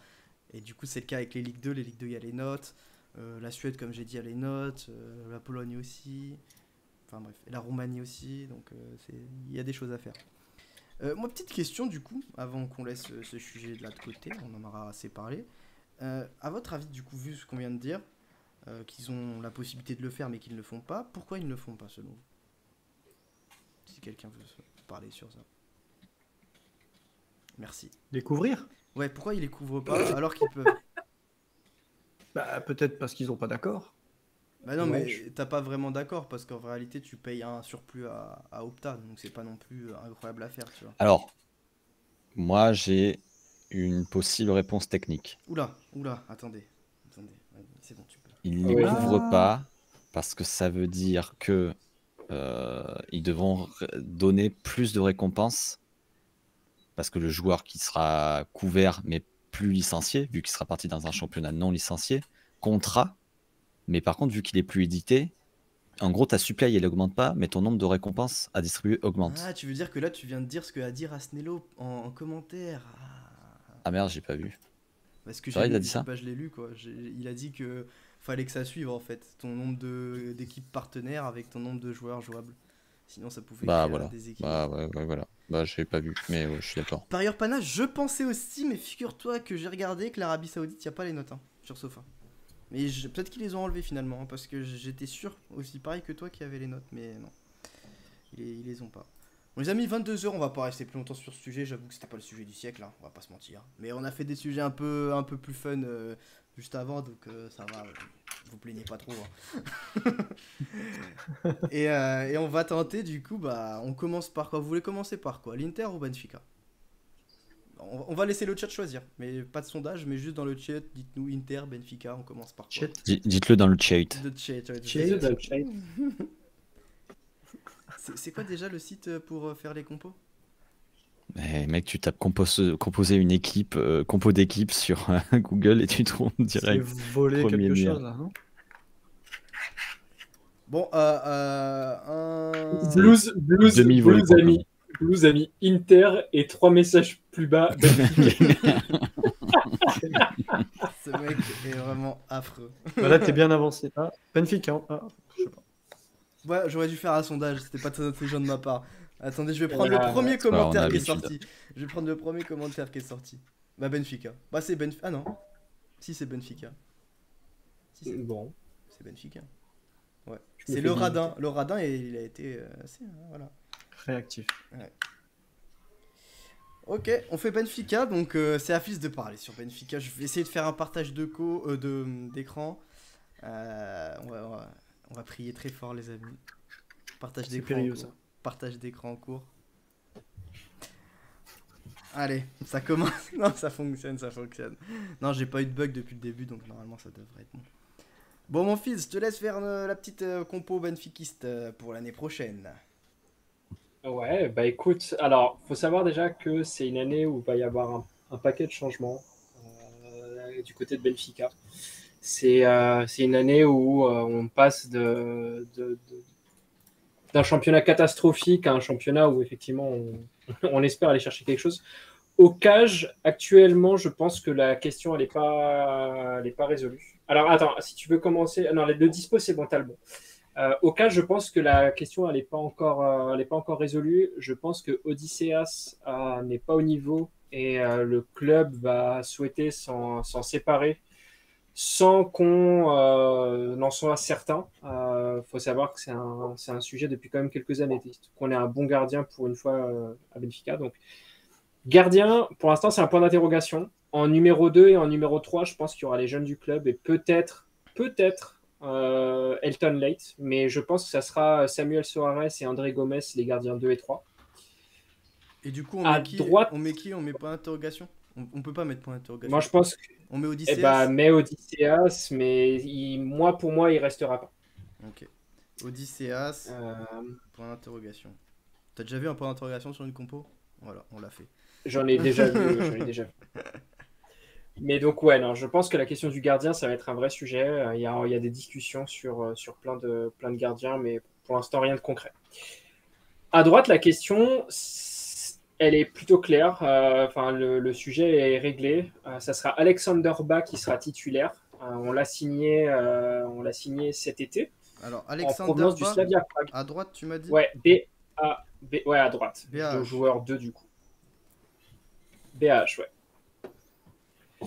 Il a fait bonne impression sur les premiers matchs de pré-saison. C'est une moto sur son aile. Il sera titulaire et en doublure, il y aura Gilberto. Attends, juste fils, Donc- excuse-moi, je t'ai même pas demandé la compo. On joue en quoi? C'est ce que tu as. 4-2-3-1, c'est bon. Ok, parfait. Et Benfica va pouvoir payer l'essence. Tu peux continuer, Phils, ne relève pas cette blague qui est... Je vais- Tu vois, les égouts, c'est encore plus bas, tu vois. C'est un peu violent quand même. Charge. C'est pas comme ça que je percevais ta blague. Mais bon, c'est lui le qui hoste. Hein. Donc, à la fin, c'est lui Waouh. qui doit décider. Ça, c'est pour mon chat. Vas-y, mon Phil, Le vengeur masqué. je te laisse continuer. Bah, la mon charnière cher centrale, je vais te dire, franchement, il n'y a pas de certitude non plus. L'année dernière, on a joué avec Vertonghen et Otamendi. On a joué à 3 avec Verissimo même, avant qu'il se blesse. Ouais. Vertonghen, j'ai le sentiment qu'on essaie de le mettre de côté. Je ne suis pas sûr qu'on le conserve. Je me demande si le duo en début de saison, ce ne sera pas Otamendi, Joao Victor. Donc Joao Victor qu'on vient de recruter au Corinthians là il y a une semaine à peu près. C'est une défense qui est bien rugueuse, bien sud-américaine, avec une qualité de relance proche de l'inexistant. Hein. J'allais te dire, tu l'as vu toi en plus, Joao Victor, tu l'as vu jouer plusieurs fois. Ouais, bah, c'est un mec qui est rapide, qui a une bonne puissance, mais qui a des briques à la place des pieds, quoi. Enfin, c'est pas un relanceur. Parmi les deux, t'as pas vraiment de relanceur. Otamendi a un peu le même profil. Mon ressenti, c'est que à terme, tu pourrais peut-être basculer sur un duo Joao Victor Verissimo. Le problème, c'est que Verissimo, il revient que en fin de saison. Quand même, Et tu vois Otamendi sauter, toi? fin de saison, probablement. Ouais. En fait, il y a des discussions comme quoi il pourrait repartir à River après la Coupe du Monde et je serais pas plus surpris que ça. Ça serait pas complètement bête qu'en fin de saison, en fin d'année, pardon, quand Verissimo revient de blessure, il y a une transition qui soit faite. Donc ça serait mon duo pour le début de saison. Ouais, ça, il a 34 ans quand même, c'est vrai, tu as raison. Je commence un peu... Ouais, il a été en difficulté hein, sur la fin de saison. Mayafou le dit dans le chat, bien plus que Vertonghen. Et étonnamment, en fait, il est un petit peu préféré à Vertonghen, ce qui n'est pas très explicable de mon côté, mais bon, c'est comme ça. Moi, si je devais me séparer d'un des deux, je préférerais me séparer d'Otamendi plutôt que de Vertonghen, pour être honnête. Tu vois, il y a à gauche, il y a Mayafou qui nous dit Otamendi, le score sera 9. Passer match, c'est une cata. ouais, non, c'est pas, bah, c'est vieux, hein, c'est vieillissant. C'est Otamendi, il a jamais été très rapide et là, c'est encore pire, quoi. Donc, forcément. Mais du coup, Verissimo, par exemple, t'as Emilien qui nous dit au vu de sa blessure, ça ne sera pas si facile de revenir à son niveau. Bah, c'est sûr, il s'est fait les croisés, genoux, ça va pas être facile. Après, je pense que sur le niveau intrinsèque, il a prouvé avant sa blessure qu'il était au niveau de Benfica. Il est encore jeune, il a une bonne marge de progression. Si jamais il revient et qu'il arrive à avoir le même niveau qu'il avait avant sa blessure, pour moi, il sera titulaire. Ouais. En plus, pour être honnête, une charnière Joao Victor Verissimo, c'est plus Benfica style, quoi, on va dire. Un peu jeune, tu sais, avec une bonne valeur marchande potentielle, que tu peux revendre plus qu'une charnière Vertonghen Otamendi, avec un potentiel de vente assez faible pour eux, quoi. Après, moi, j'aime bien Vertonghen. Je t'avoue que c'est un défenseur que j'ai trouvé assez propre l'année dernière, qui a cette qualité ballon au pied qui te permet un peu de reconstruire plus tranquillement de l'arrière. Mais écoute, on verra. Mais je pense que le duo, ça va être celui-ci. Je crains un peu que ça soit celui-ci. Allez, je te laisse continuer sur l'équipe. Ouais, bah arrière gauche, c'est un autre chantier. Je vous l'offre, hein, la petite blague chantier sur les Portugais. Le poste de défenseur gauche, c'est un autre chantier parce que Grimaldo, à mon avis, va partir. Ça a été très compliqué la fin d'année de Grimaldo. Il y a eu un conflit avec le club où, en gros, pour le dernier match de championnat, il n'a pas aimé d'être pris dans le groupe qui faisait le déplacement alors qu'on lui avait annoncé qu'il ne jouerait pas. Donc lui, en fait, il voulait partir en vacances et genre, il a fait un post Instagram un peu débile en disant « Ouais, non, moi, je ne viens pas » ou un truc comme ça. Enfin, très compliqué la relation Grimaldo avec le club et avec les supporters. Au-delà de ça, ce n'est pas un défenseur en fait, qui laisse de super souvenirs. Il est pas très bon défensivement. Offensivement, il peut apporter, mais c'est pas non plus un mec qui déborde et qui centre de très belle façon. Il a une bonne frappe de loin, voilà, il tire bien les coups francs. Mais c'est pas un défenseur gauche qui a marqué Benfica. Il est resté longtemps sans vraiment réussir à conquérir le public. Apparemment, Arsenal l'a dessus pour un transfert pour 7 millions. Honnêtement, je pense que si pour ce prix-là, ils nous le prennent, on va le vendre. Ouais.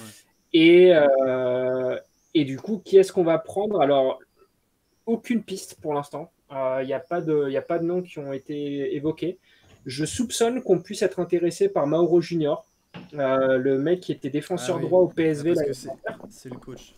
Allez, on va prendre du risque, on va le mettre. je serais tenté de voir un Mauro Junior. En plus, il est gaucher. Il était latéral droit, mais c'est un gaucher et il jouait ailier gauche de base. Donc vraiment, il était faux pied toute la saison dernière. Je me dis pourquoi pas Roger Schmidt qui essaye de le rapatrier pour en faire son défenseur gauche. C'est cher. Ouais, mais tu as les moyens. Tu as vendu Darwin. On y reviendra plus tard, mais probablement que tu vas vendre un de tes gosses du poste de numéro 9. Donc non, je pense qu'il y a les moyens pour acheter un Mauro Junior. Okay. Le double pivot, pour moi, il n'y a pas de doute. Ça sera Weigl et Enzo.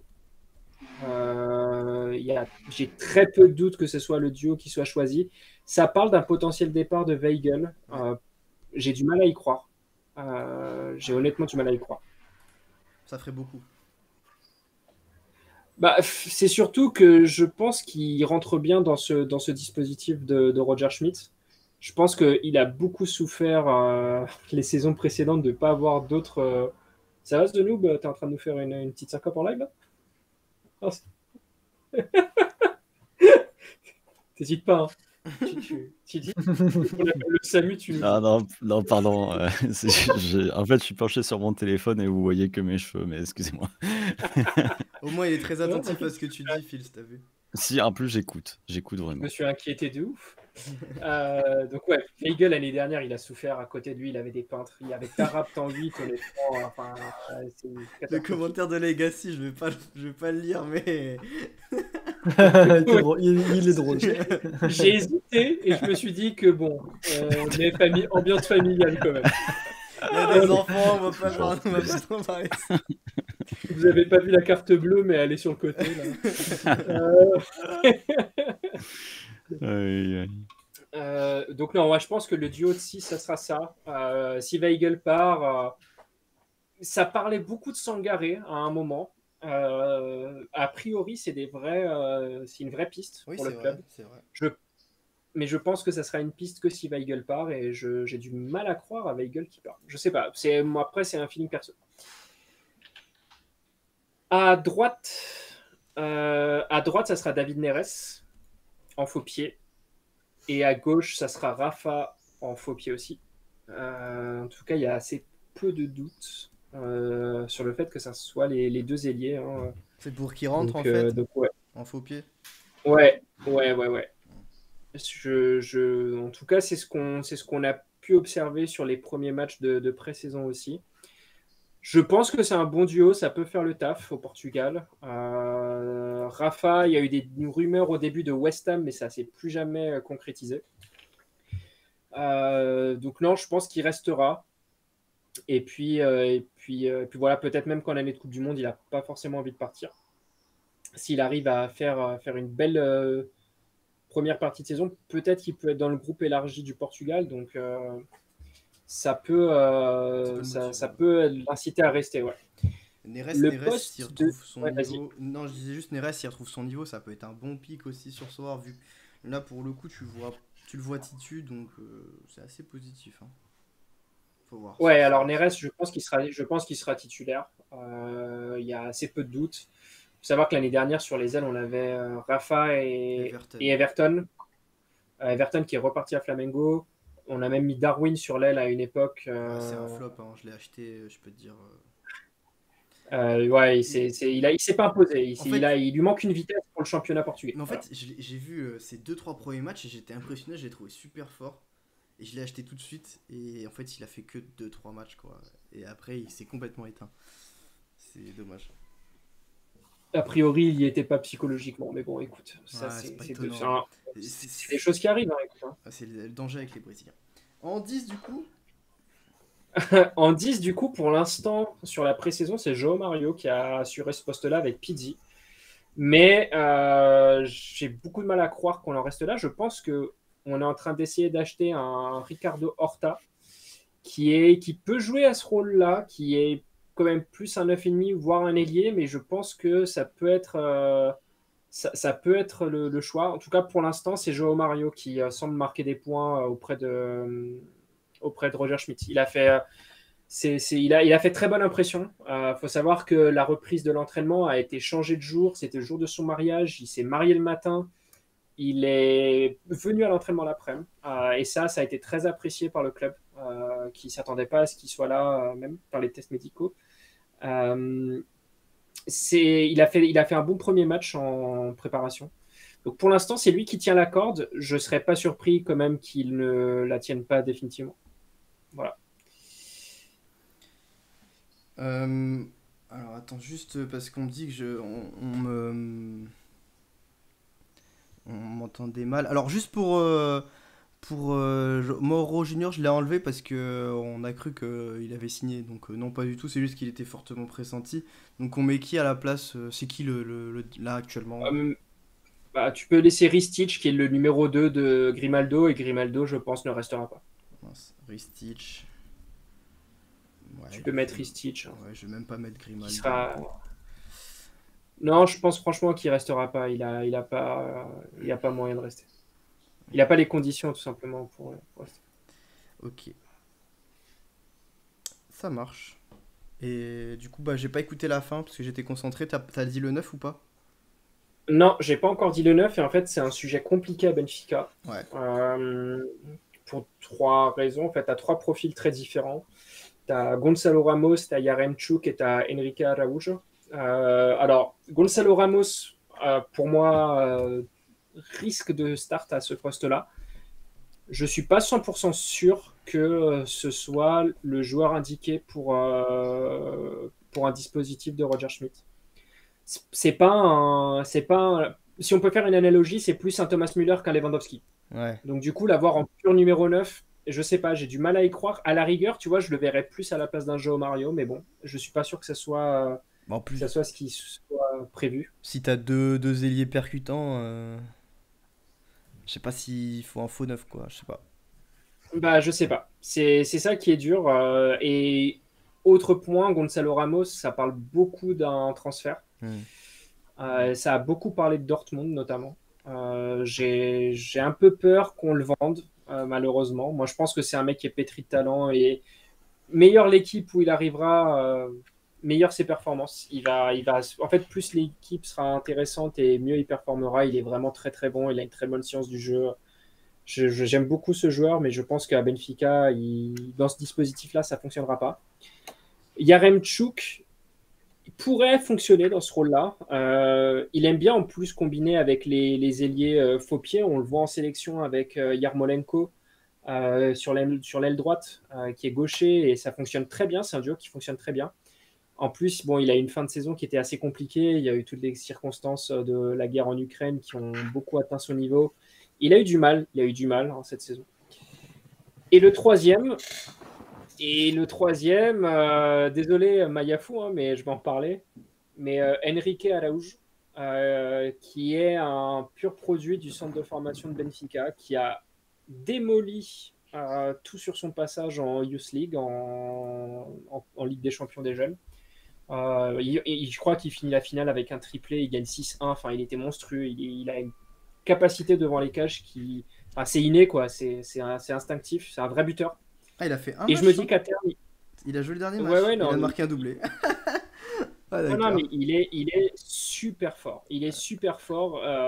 Il a fait un enchaînement sur un autre match. Il n'y a pas de carte. Sur un autre match. Ouais, bah, le match où il fait, là, si tu descends encore un peu, il y a un autre match où il fait genre 55 et genre il fait des enchaînements dans la surface, dans des petits espaces. Enfin, vraiment, le mec est super doué et il va finir par prendre la place, je pense, de Titu, sauf si on le vend, ce qui n'est pas interdit.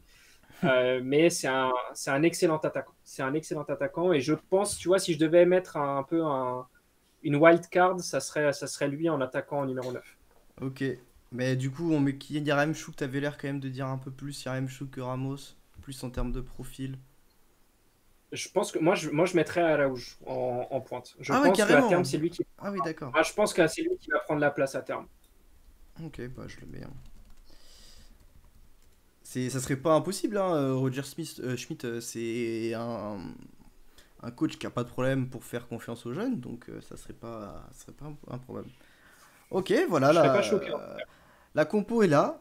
Donc les amis, déjà, Snieg, The Noob, premier ressenti sur cette compo là, vous en pensez quoi? Moi, ce que j'ai dit à Fils, je le maintiens, hein. Pour moi, cette compo, elle est pas sexy. Enfin, je sais, c'est pas ta compo à toi qui est pas sexy, hein, c'est l'équipe qui est pas sexy en soi. Ouais. Les gars, vous en pensez quoi, vous? Snieg, notamment. Snake, t'en penses quoi? Non, mais après, bon, Benfica, c'est pas forcément un club que je suis de très très près. Je suis pas hyper connaissant. En tout cas, il a bien bossé. Moi, ça m'a éclairé sur quelques pistes. Moi, j'avais une question. C'est Enzo Fernandez a été recruté pour jouer 6. Je l'aurais plutôt vu en 10. Non, je l'ai mis 8 là. Non, mais C'est il y a la place de jouer au Mario, quoi, si tu préfères.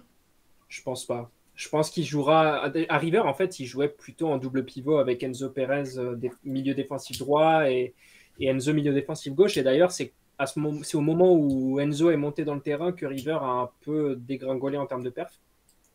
Je pense qu'il jouera 6. En fait, je le vois vraiment comme un 8 de transition avec une capacité de créer des ouvertures avec sa capacité de passe et son volume de jeu.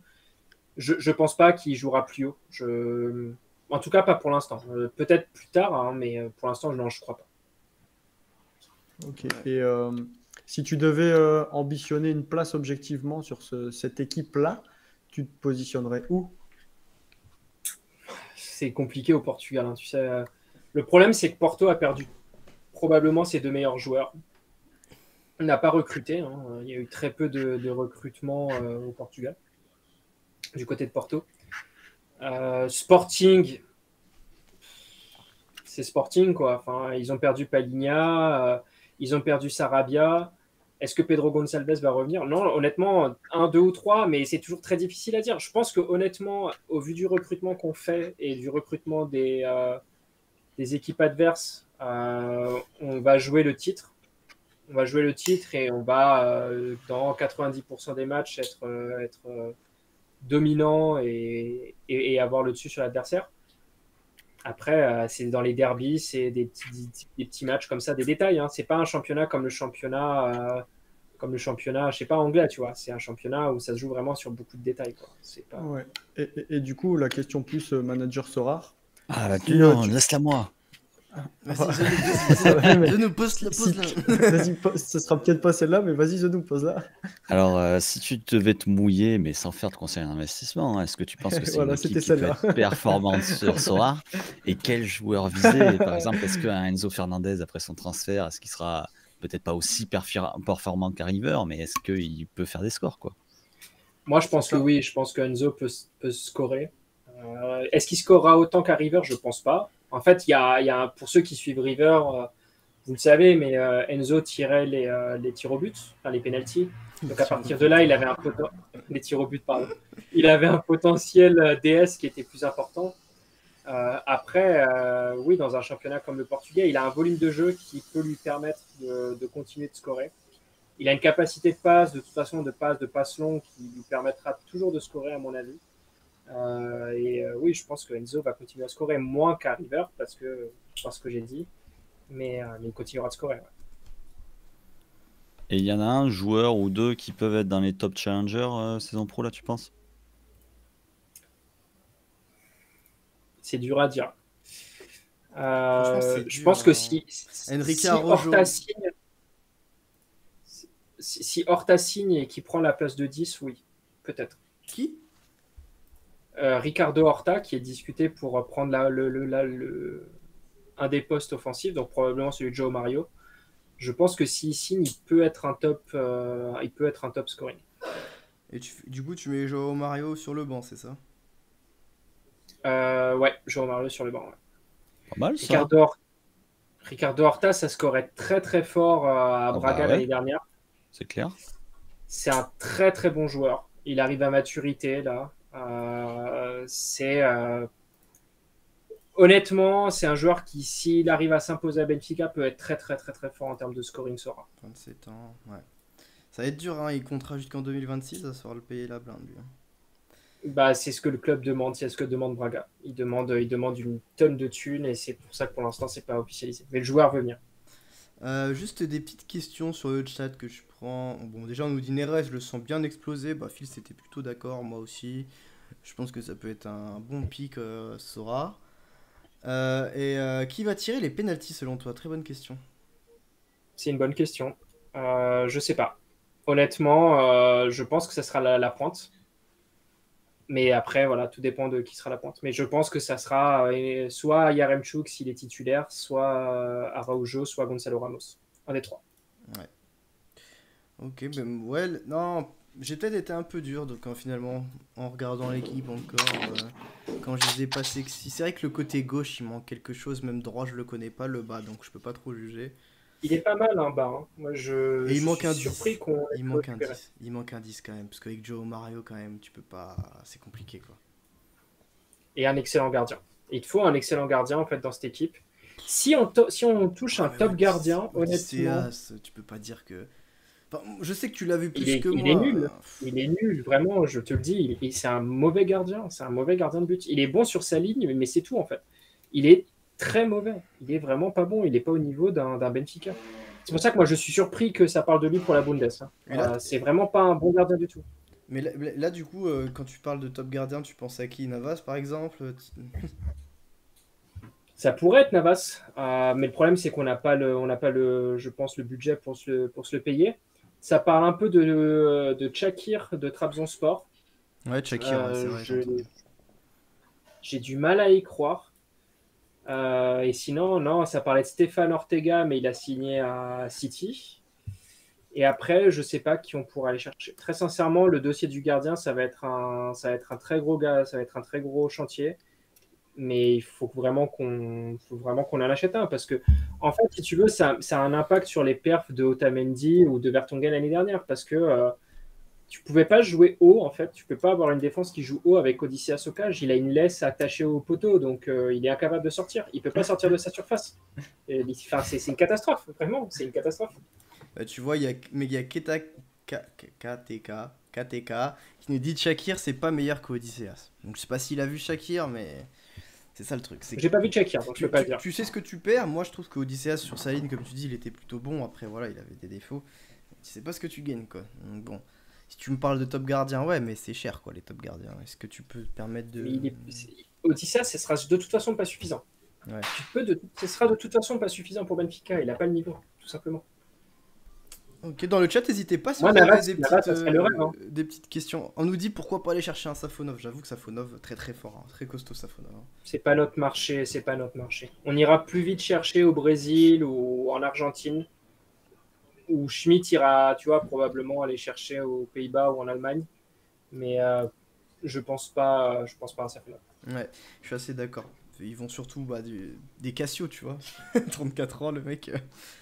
Ah, c'est un bon Mais gardien, pourquoi pas, Cassio. tu vois. Après. Il est déjà passé au Portugal, je crois. Et si je ne dis pas de bêtises. Mais Un Neto. voilà, un Eto'o du Barça, oui, mais bon, c'est.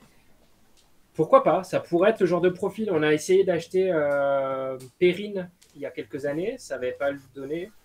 Il y a Leno, mais Leno, moi, je ne suis pas plus convaincu qu'Odysseas. Je le trouve très mauvais aussi. Et si jamais on reste avec Odysseas, ce que dit UPK a beaucoup de sens. Je pense qu'à terme, Samuel Soares ou André Gomes vont finir par prendre le poste de gardien et ce sera un gardien de 20 piges qui sera au cage. Bah, un peu comme Diogo Costa, hein, et ça marche bien. Hein, donc bon, on sait pas. Hein. Ça peut être très intéressant. Et dernière question, à moins que vous en ayez d'autres, mais quid de Paulo Bernardo? C'est pas mauvais lui, hein, je l'ai vu jouer plusieurs fois aussi. Hein. J'ai du mal avec ce joueur. Après, c'est très subjectif. J'ai du mal à le trouver bon dans un domaine en particulier. En fait, je le trouve qu'il est moyen plus dans un peu tout. Mais en fait, il y a pas un domaine où je me dis, ok, ça c'est sa marque de fabrique, tu vois. Là où, par exemple, tu vois, sur un Enzo, moi, quand j'y pense, bah, je pense à sa qualité de passe et sa façon de créer trouver des espaces. Un Renato Sanchez, par le passé, c'était son volume de jeu et son explosivité au milieu de terrain. Paolo Bernardo, je sais pas trop vraiment comment le décrire, tu vois. Je sais pas. Moi, j'ai très peu d'affinité avec ce milieu. Donc non.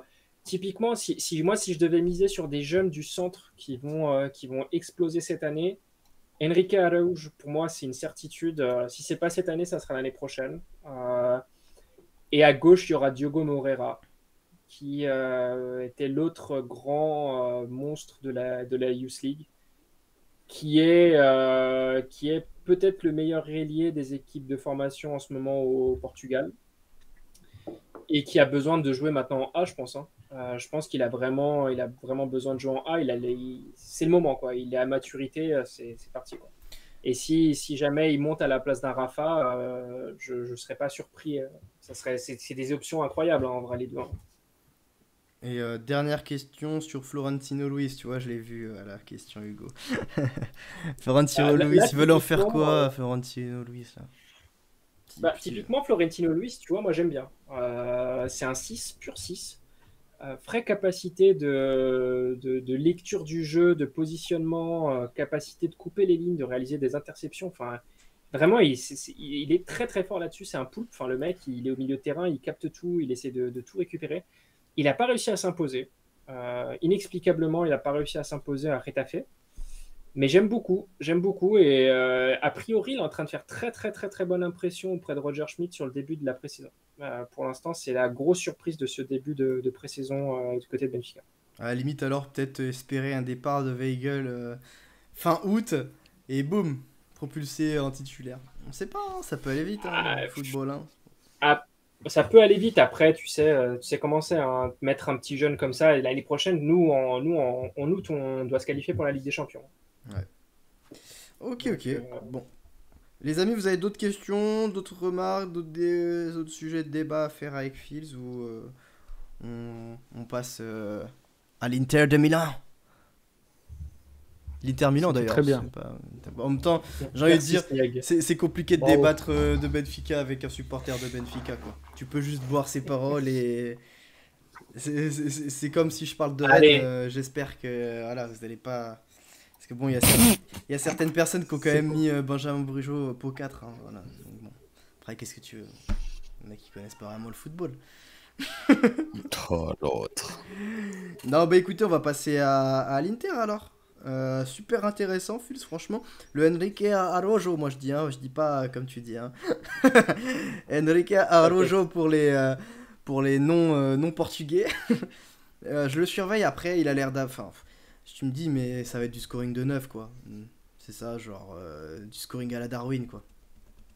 Ouais, après un scoring à la Darwin, moi en U19, un mec à 19 ans qui score comme Darwin, j'achète. Hein. Ouais, il a 20 ans, hein, mais bon. Parce que je t'apprends, en fait, tu le connais pas trop, tu vois. Non, Pour moi. il vient d'avoir 20 ans cette année-là, en 2022. C'est un 2002, vous vous rendez compte, les mecs, 2002, ils ont 20 ans maintenant. Ok. Ouais. The Noob, tu nous as préparé la petite équipe de l'Inter? Ouais. Petite Inter préparée, sachant qu'en plus, la vérité, c'est que le mercato de l'Inter risque de pas être très animé jusqu'à la fin maintenant. Ils ont fait le plus gros Ouais, c'est vrai, c'est quasi. et ça a été, alors ça a été fait rapidement. Il y a eu pas mal de pistes, de cibles, et au final, on se retrouve avec un Inter un peu old school, on va dire, avec un retour flamboyant à la maison, après qu'il ait fait le forcing. On va en parler dans quelques minutes. Et en tout cas, on attaque. C'est bon, c'est prêt la compo et tout ça? Bah ouais, c'est bon, Là, j'attends c'est juste que parti. tu me dises la compo, laquelle on utilise. Alors, bien évidemment, on part sur un 3-5-2 ou à la limite 3-4-3. Alors, Disons que Çalhanoğlu dans l'animation est tellement remuant, on va dire, que c'est difficile à déterminer. Mais en tout cas, ça va être défense à 3, 2 pistons, 2 milieux pardon, sur la même ligne. C'est cher. Et, ouais, c'est cher. Hein. euh, Un numéro 10 3-4. et 2 attaquants de pointe. Ouais, 3-4-3, c'est pas ça. Hein. Parce que 3-4-3, t'as vu la tête de la compo. Je pense De quoi? Ça dépend. on Ça est dépend plus si tu mets sur le un numéro 10, un mais 3-5-2. Çalhanoğlu est plus au milieu, ouais. On est plus sur un Ouais, on est plus sur 3-5-2 un 3-5-2. à plat, Clairement. à la limite, comme tu dis. Avec Çalhanoğlu, peut-être qu'il peut jouer un peu plus bas, mais globalement, c'est ça. Yep. Bah, on va en parler de l'animation, t'inquiète pas. Yes. Je te laisse. Allez, c'est à toi.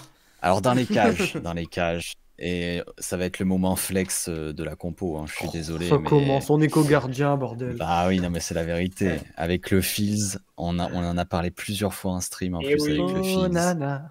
Onana, Thierry. Ouais. C'était annoncé. Hein. Onana qui a fait son retour après post-dopage à l'Ajax d'Amsterdam. Le mec avait clairement la tête ailleurs, comme tu l'avais dit, Arwan, après constat. Les mecs qui ont la tête ailleurs, généralement, qui sont déjà transférés, c'est compliqué. Il a fait un retour vraiment pas beau à l'Ajax, catastrophique limite.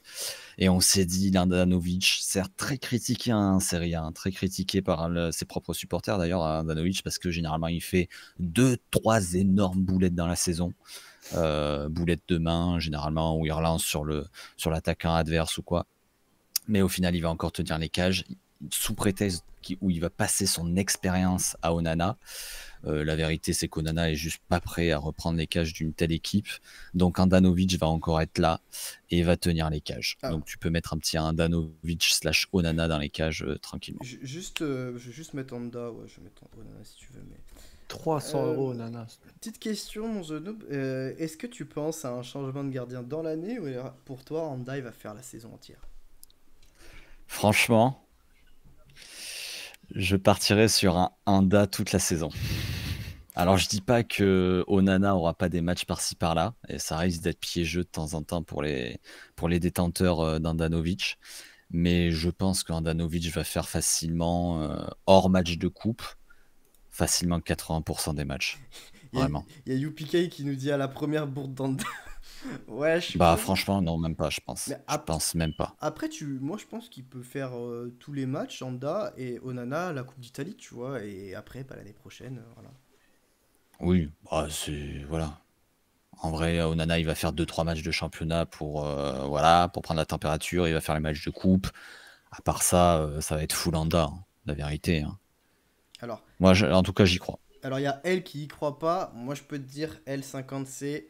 Moi, je fais confiance à The Noob pour ça parce que moi, j'étais sûr que Onana il allait être titu direct et Inzaghi a annoncé il y a pas longtemps qu'Anda allait commencer ou du moins. Je sais pas. Il a dit quoi? C'était quoi sa déclat exact? Il commence ou il fait Ce l'année? sera le numéro 1. Ouais, Il ok. a dit que ce sera le numéro 1. Ouais, Ah oui, ça serait le numéro 1. donc, Après, ça peut changer. Hein. J'ai pas la vérité absolue. Hein, mais moi, je partirais plus sur une full saison pour Handanovic. alors, The Noob, il n'y a pas beaucoup de sujets football sur lesquels on peut le faire confiance. Mais ça. Mais ça, L'Inter, C'est vrai, en plus. la Serie A. C'est vrai en plus. Je lui fais confiance, les yeux fermés. Allez, mon Zenob, je te laisse continuer. Excuse-moi. Et je voulais rajouter un truc, mais avec vos conneries, là, j'ai zappé. C'est pas grave. Bref, on continue avec la défense. Déjà, je suis sûr que t'as même pas commencé la compo par le gardien à vous. T'as commencé par le milieu de terrain. Vous voulez vraiment que je vous dise la vérité? J'avais dit- oublié que je devais faire la compo Ah, c'est terrible. et je l'ai fait 10 minutes avant l'émission. Ah, c'est terrible. C'est terrible. Terrible, Et voilà, terrible cette voilà. préparation. Ouais, ils avaient raison en fait. Mais en fait, je me tiens tellement au courant de ce qui se passe en Serie A et surtout de l'Inter que c'était facile. Ouais. On continue. Vas-y. À gauche, le jeune Bastoni qui a failli être le sacrifié de l'Inter. Mais a priori, ce ne sera pas lui. Donc, bien évidemment, central gauche, Bastoni.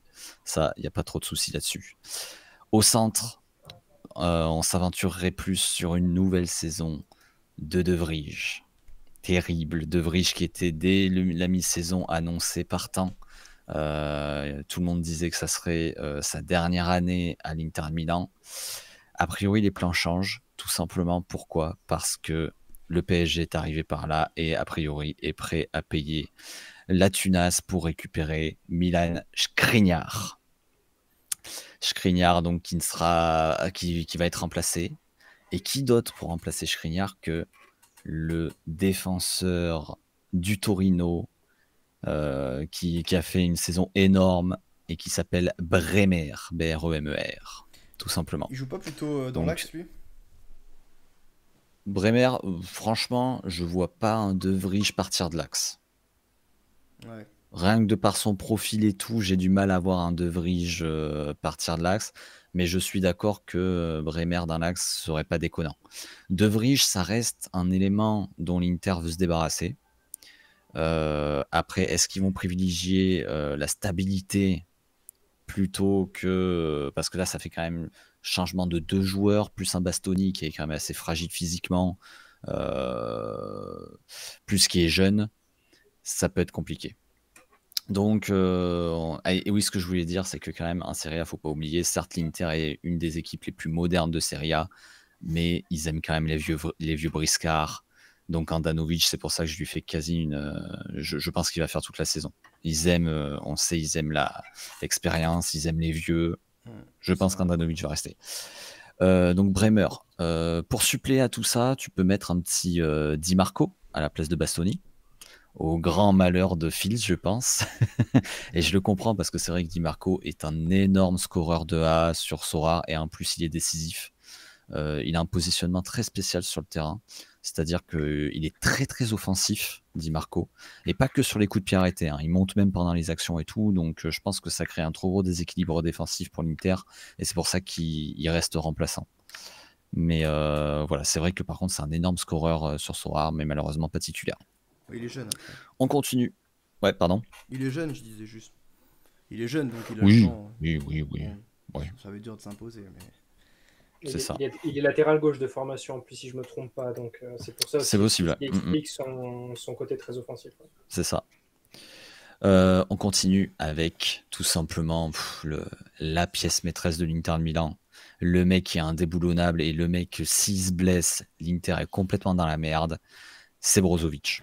Brozovic, que ce soit en sélection ou dans son club, il a tellement un style particulier, il a tellement une qualité de passe énormissime que vraiment, ce joueur, s'il se blesse durant la saison, ça me fait très très peur pour l'Inter. Et on va en parler à la fin de la composition. Je trouve qu'il y a pas mal de dépendance dans cette équipe et c'est, je pense, qui fait un peu la faiblesse de cette équipe tous les ans en fait. Brozovic donc, qui sera bien sûr accompagné par l'ami Nicolo Barella, quoi. Nicolo Barella, qui lui aussi a failli être sacrifié, ça en parlait à un moment. Il attire quand même beaucoup les convoitises des autres gros clubs. Faut le dire, je pense que c'est le talent italien en fait, hein, que l'Italie attendait depuis un sacré moment. On pensait que ça allait être Zaniolo à une époque. Au final, il s'est fait les croisés, tout ça. Mais je pense que le vrai talent, la pépite italienne qu'attendaient les Italiens, c'est Barella en fait. Il est juste énorme. Par contre, il souffle un peu le chaud et froid au niveau des actions décisives. Sur Sora, il est pas super intéressant. C'est un peu un profil à la merde. En plus, je l'ai gagné là grâce à la SD League, à la Marcos Llorente, à l'Atlético Madrid, dans le sens où pour Sora, si le mec n'est pas décisif, il va très peu scorer.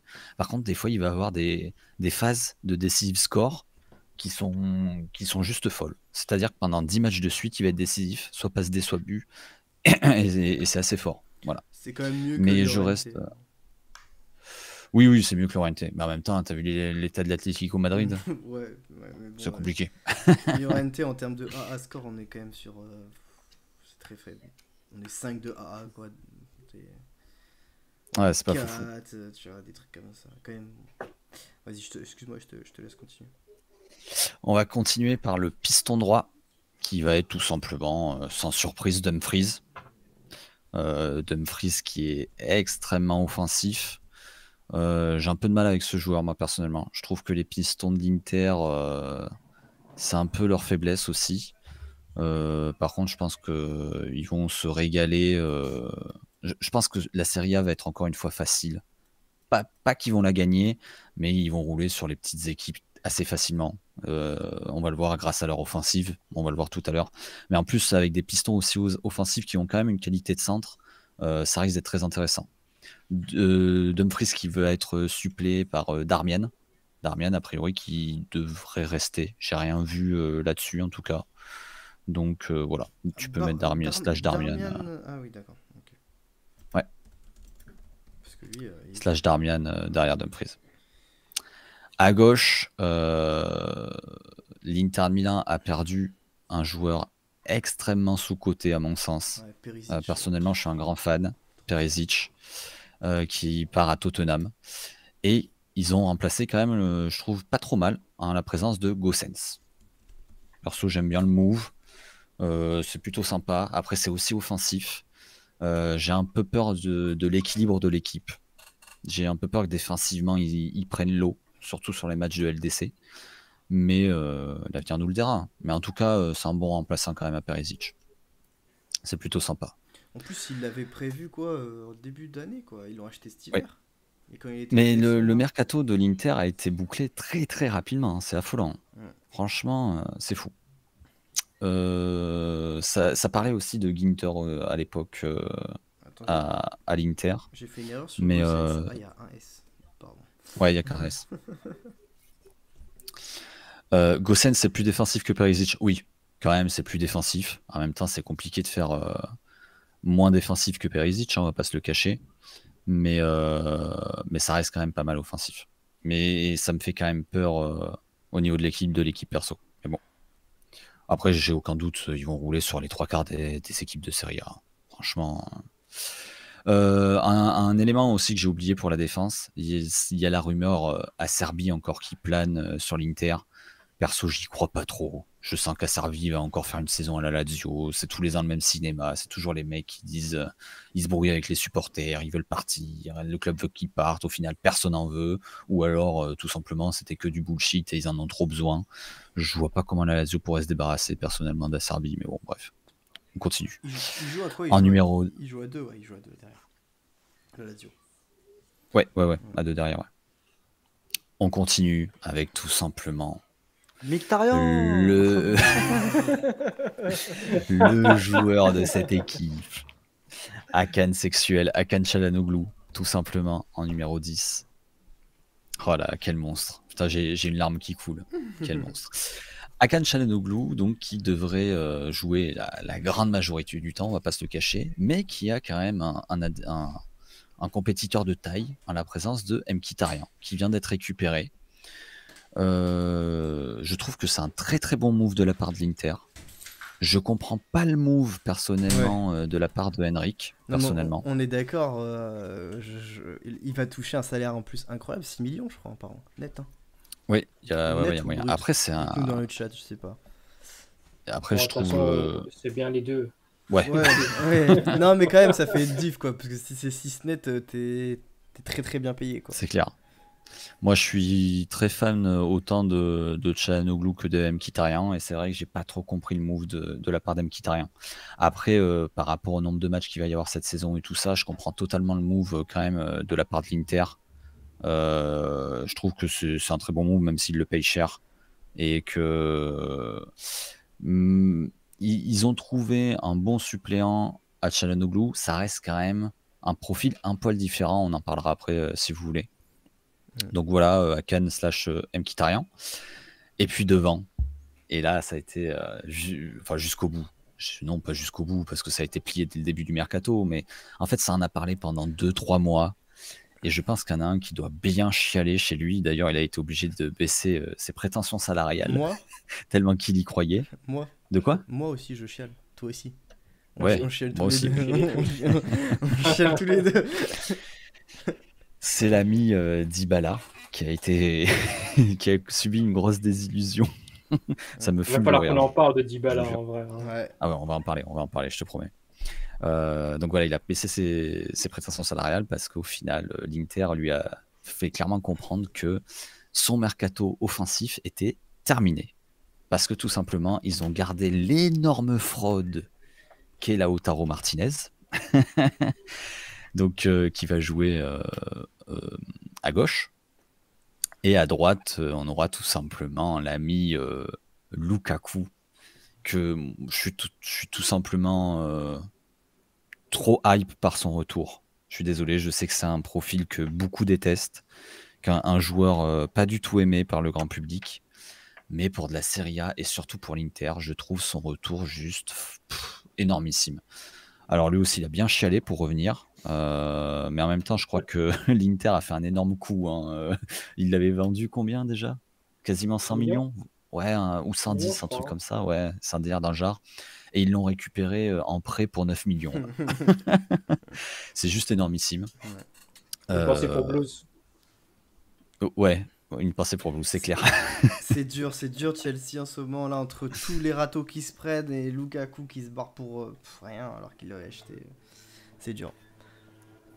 Mais voilà, alors, si on doit faire... attendez, je crois que Ah oui, et donc bien sûr, pour suppléer Lautaro, il y aura Joaquin Correa, qui a priori ne partira pas de l'Inter, même si certains clubs étaient intéressés. Mais l'Inter en a trop besoin. Voilà. Cette équipe, c'est comme tous les ans, dans le sens où elle me surhype pour le championnat. Mais pour la LDC, je pense qu'ils vont se prendre encore une belle toise, disons-le. Je la trouve pas du tout assez compétitive pour la Ligue des Champions. Même s'il y a une certaine profondeur, je la trouve pas suffisante pour jouer toutes les compétitions. Et surtout, une totale dépendance, que ce soit à Brozovic ou même à Hakan, même si on a Mkhitaryan. Alors dans un autre profil, pourquoi? Parce que Hakan, quand même, il couvre une sacrée surface de terrain. Parce que dans l'animation, on a un Brozovic qui descend carrément en défense centrale pour être à la relance. Et on a un Çalhanoğlu qui descend quand même quasiment au milieu de terrain, voire dans son camp, pour venir aider dans la construction. Je pense pas qu'Mkhitaryan fasse autant d'efforts, même si c'est un très bon 10 selon moi. Donc c'est pour ça que je ne doute pas du fait que Hakan va jouer la majorité du temps. Mais par contre, ça risque de pas mal être remplacé vers la 60e, 70e par Mkhitaryan. Après, vu la puissance de l'équipe, vu les forces en présence, vu un Lukaku qui va revenir, et je pense qu'il va être à un très très très gros niveau, je ne doute pas du fait que Hakan va faire de gros scores rien qu'en 60 minutes personnellement. On verra bien. Mais voilà, en fait, c'est juste un Inter qui est comme tous les ans énorme sur le papier, mais qui a un sacré déséquilibre dans son équipe et qui me fait peur pour les grosses compétitions. Après, est-ce que ça peut aller chercher la Serie A selon moi? Et je pense qu'on va avoir une belle bataille par rapport à l'autre Milan qui est lui aussi en train de se renforcer, surtout au niveau offensif. Donc, wait and see. Mais en tout cas, cette équipe, c'est facile, top 3, pardon, voire top 2 en Serie A. Je doute pas du tout de ça. Demain déjà, il y a un match. Hein, demain, il y a un match à 18h30 contre Lugano. Je viens de regarder l'Inter. Donc, on aura déjà une première indication, hein, sur la compo, etc., l'animation. Mkhitaryan, tu penses pas que ça peut être le quatrième larron, quoi? En gros, dès qu'il y en a un qui est absent, Mkhitaryan il prend sa place. Et alors, je suis d'accord qu'il a pas le profil de Brozovic, hein, loin de là. Mais Ah non. moi, je le vois. Ah, mais vraiment, Brozovic, c'est l'élément indispensable de cette équipe. Heureusement qu'il court pas beaucoup sur le terrain. Et encore, je trouve qu'il se donne pas mal pour voir le nombre de minutes jouées et tout ça. Et pour voir à quel point il est indispensable. Mais vraiment, Brozovic, je suis un lève de cette équipe. Ça casse toute l'animation. Et ça me fait extrêmement peur. C'est pour ça que pour moi, l'Inter a vraiment une Brozovic dépendance. Ils ont toujours pas trouvé son suppléant capable de faire la même chose. Donc ça me fait extrêmement peur. Mkhitaryan, pour moi, il est beaucoup trop offensif pour pouvoir suppléer que ce soit Brozovic ou Barella, personnellement. Et c'est pour ça que j'ai du mal à le voir. Non, mais s'il y en a un qui est blessé, je te parle. Tu mets qui du coup? Attends, j'ai pas le nom en tête, je l'ai vu tout à l'heure, je l'oublie tout le temps lui. Je te demande juste 30 secondes. Tu veux dire au milieu pour remplacer Barella par exemple? Ah ouais, c'est pas... En fait, toi, tu vois vraiment Mkhitaryan que en tant que remplaçant d'Akan. Je trouve que ça serait. Ah bah, tu veux le mettre. Franchement, je vois pas d'autre part. Vraiment. La place de Martinez, hein, à la rigueur. Tu peux l'imaginer en pointe avec Lukaku. C'est Correa à la place de Lautaro, je pense, plus, tu vois. Ouais. Tu recules un peu à Cannes et tu mets un Mkhitaryan en 9,5, quoi. Mais oui, sur le papier, ça me paraît un peu au moins. Franchement, t'as un Gagliardini qui peut remplacer Barella tout de suite. Ouais, ou Stefano Sensi aussi, non? Il est toujours à l'Inter. J'ai un gros doute là-dessus. Oui, il me semble. Je ne le vois pas dans l'effectif. Ah non, il est à Monza maintenant. Ok. À Monza? Ouais, Monza, il recrute très très fort. Hein. Ouais. Putain. Ah, on a un attaque, un Edin Dzeko qui devrait partir normalement. Ouais, et Alexis Sanchez aussi. Donc il y a encore beaucoup de départs prévus à l'Inter au final. Et j'espère qu'ils vont recruter. Parce qu'il manque beaucoup, ça manque de suppléants quand même dans cette équipe. On a un Zinho Van Asden aussi qui reste pas. Ah non, mais je suis d'accord. À la base, quand même, quand il est arrivé, pote, il comptait vraiment dessus pour l'avenir. Hein. Zinho Van Asden, je sais pas si tu te rappelles. Il a 22 ans, ce petit Van Asden. Oui, ouais. Moi j'y crois encore. Attends, il est à la Z, s'il fait après assez. Bon, après il y a Di Marco, tu me diras, je sais pas. Si départ de Dzeko et Sanchez et signe Dybala, non, les amis. Je n'y crois pas du tout. Non, mais en fait, je n'y crois pas du tout. On s'est cassé la tête, je sais pas combien de fois avec The Noob. Et on savait que Lukaku venait. On s'est dit, mais là, s'il y a Dybala qui arrive, tu le mets où? Et comme par hasard, le directeur sportif, quelques jours plus tard, nous dit que l'attaque est complète. Bah oui, l'attaque est complète, de toute tu façon, vois bien là. L'arrivée d'un Dybala, c'était forcément un départ de Lautaro. Franchement, il n'y avait pas d'autre issue, sauf que Lautaro, en fait, si vous regardez bien les déclarations dans la presse, tous les joueurs de l'Inter ont dit qu'ils voulaient rester. Même Skriniar, qui devrait partir. Que ce soit Bastoni, Barella, Skriniar, Lautaro, ils ont tous dit « je veux rester à l'Inter, on y est bien, etc. etc., etc. » Donc, on verra bien. Mais en tout cas, Dybala, c'est mort et enterré, les potes. C'est terminé, Dybala. Même lui, il a voulu baisser de 0,5 millions son salaire parce que personne n'en veut. Et ça en parle depuis plusieurs mois, mais a priori, il y a encore discussion et il y a moyen, et c'est terrible. Hein. Il y a moyen qu'il termine là-bas parce que personne va en vouloir. Mais moi, ça m'irait. Hein. C'est la AS Roma. Mais moi, ça m'irait. C'est la AS Roma. Il ferait tout sous Mourinho, gros. Bah, il ferait tout. Sous Mourinho. Mais il ferait tout. Ouais, non, mais attends. Mais on s'en fout, tu le mets contre l'Ashpedia, contre Salernitana et tout, c'est pas grave ça, The Noob. Okay, mais c'est d'une tristesse, je te jure, là-bas, gros. The Noob, attends, tu me parles. Est-ce que, honnêtement, la Juventus de l'année dernière, c'était pas du même niveau que l'AS Roma quasiment? Ah, mais ça, je t'ai pas dit le contraire. Bah, mais voilà. Ça l'empêchait pas de faire des bons scores, tu vois. En plus, là, ça va C'est être. Mourinho, pote. Ouais, mais c'est pas grave. Moi, franchement, moi, je le verrais bien à l'AS Roma. Voilà, il a besoin de se Il y a relancer. WP4 qui dit deux problèmes pour Çalhanoğlu et Mkhitaryan, mais aussi ne plus tirer les pénaltys avec Lukaku qui arrive. Alors déjà, j'attends de voir. C'est pas sûr qu'il lui enlève, j'attends de voir, même si je pense qu'ils vont lui enlever, ils vont les donner à Lukaku, oui, Ouais, je vois pas. mais j'attends de voir. Et ensuite, d'accord, Lukaku, ça veut dire que plus de pénalty, mais d'un autre côté, ça peut aussi vouloir dire plus de passes D pour Çalhanoğlu, avec tout le respect que j'ai pour Dzeko, c'est un joueur que j'aime beaucoup. Lukaku, pour moi, c'est quand même un cran au-dessus. Ouais, je suis d'accord. Donc, je pense que niveau DS, ça devrait pouvoir se compenser. Surtout que si je dis pas de bêtises, Çalhanoğlu tire des corners. Lukaku, quand il va mettre sa grosse tête sur le corner, ça Ouais, devrait être pas trop mal. ouais, non, mais c'est sûr. On verra. En fait, Euh, il perdra 6 DS parce qu'il a marqué 6 buts sur penalty, je crois qu'on avait regardé, c'est ça. Voilà. Mais combien il va récupérer de Combien passes il va D et tout. récupérer de passes et de passes clés ou d'occasions créées, j'en sais rien. Moi. C'est ça, Mais voilà. c'est ça. Mm. Mais voilà, cette équipe, il y a vraiment pour moi un déséquilibre entre l'attaque et la défense. Mais tu vois, il y a Toto Euh, qui dit je pense qu'il voulait dire en soi, enfin je sais pas ce qu'il voulait dire, mais bref. À la Roma, en soi, à mon avis, il voulait dire. À la Roma. Non, je crois qu'il dit au soin. Je crois qu'il veut vraiment dire au soin. Ah Oh, oui, oh, non, je pense Ah bah oui, au soin, bah oui, Ah, oui. bien vu, Toto. Je pense vraiment qu'il veut dire ça. Moi j'étais là à la Roma ou l'Inter. Moi en fait, juste ce que je veux dire, c'est que l'Inter il aurait peut-être tourné alors qu'au moins à la Roma t'es sûr qu'il joue quoi. Oui, Sniak, t'es mute alors qu'est-ce que t'en penses de cette compo de l'Inter, mon Sniak? Oh, je respecte les collègues qui ont travaillé 10 minutes avant le live pour composer l'équipe. Non, après, cette équipe, je trouve le Zenouk bien hype, un peu fort même. Cette équipe, Ah bah j'ai mis beaucoup de bémols. si peu. Déjà, je trouve que Lukaku, tu le survends un petit peu. Enfin, Ah, moi, je suis pas fan des joueurs qui partent dans un club et reviennent dans leur club comme si de rien n'était et comme si ça allait fonctionner comme avant. J'en je suis serais pas d'accord certain, si c'était j'espère pas me la tromper. Serie A. Ouais, alors à chaque fois, tu me sors l'argument de la Serie A, mais ça voudrait Il a dire pas quoi? Que tort c'est non un plus. championnat totalement naze. Oui. Non, c'est qu'il y a un énorme écart entre les gros clubs et les petits clubs. Ouais, franchement, Un il a raison. très gros Il a écart. raison. En fait, Je sais c'est pas qu'il y a un gros écart. Enfin, si, il y a un gros écart. En fait, c'est juste qu'en Serie A, les petits clubs, c'est pire qu'en Ligue 1. Ils vont défendre, mais genre, ils sont à 11 derrière, quoi.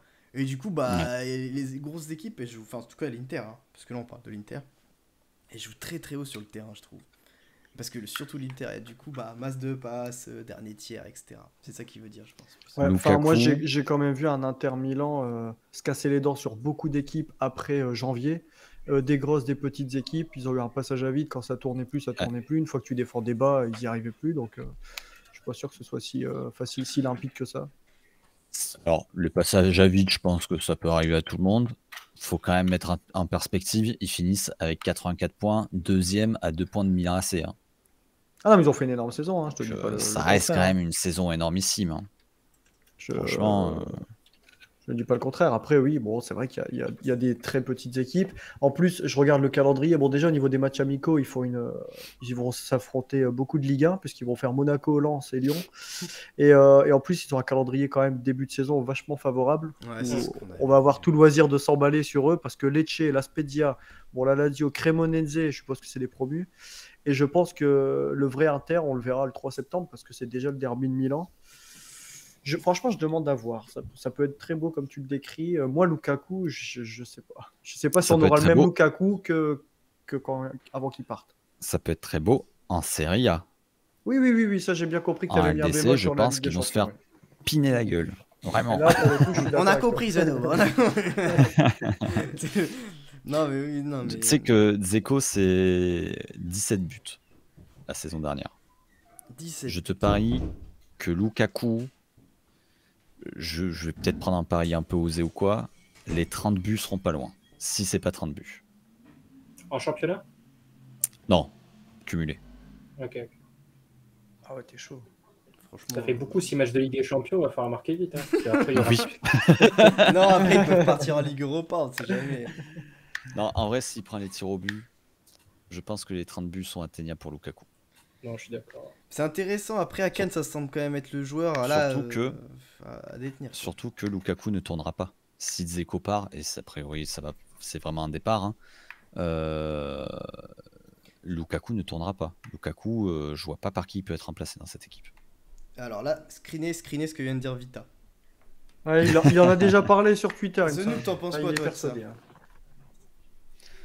Il avait déjà dit que Alvarez allait marquer plus de buts qu'à Haaland, donc Julian Alvarez. Donc Ouais, je sais pas. Hein. Il dit des conneries parfois. Hein.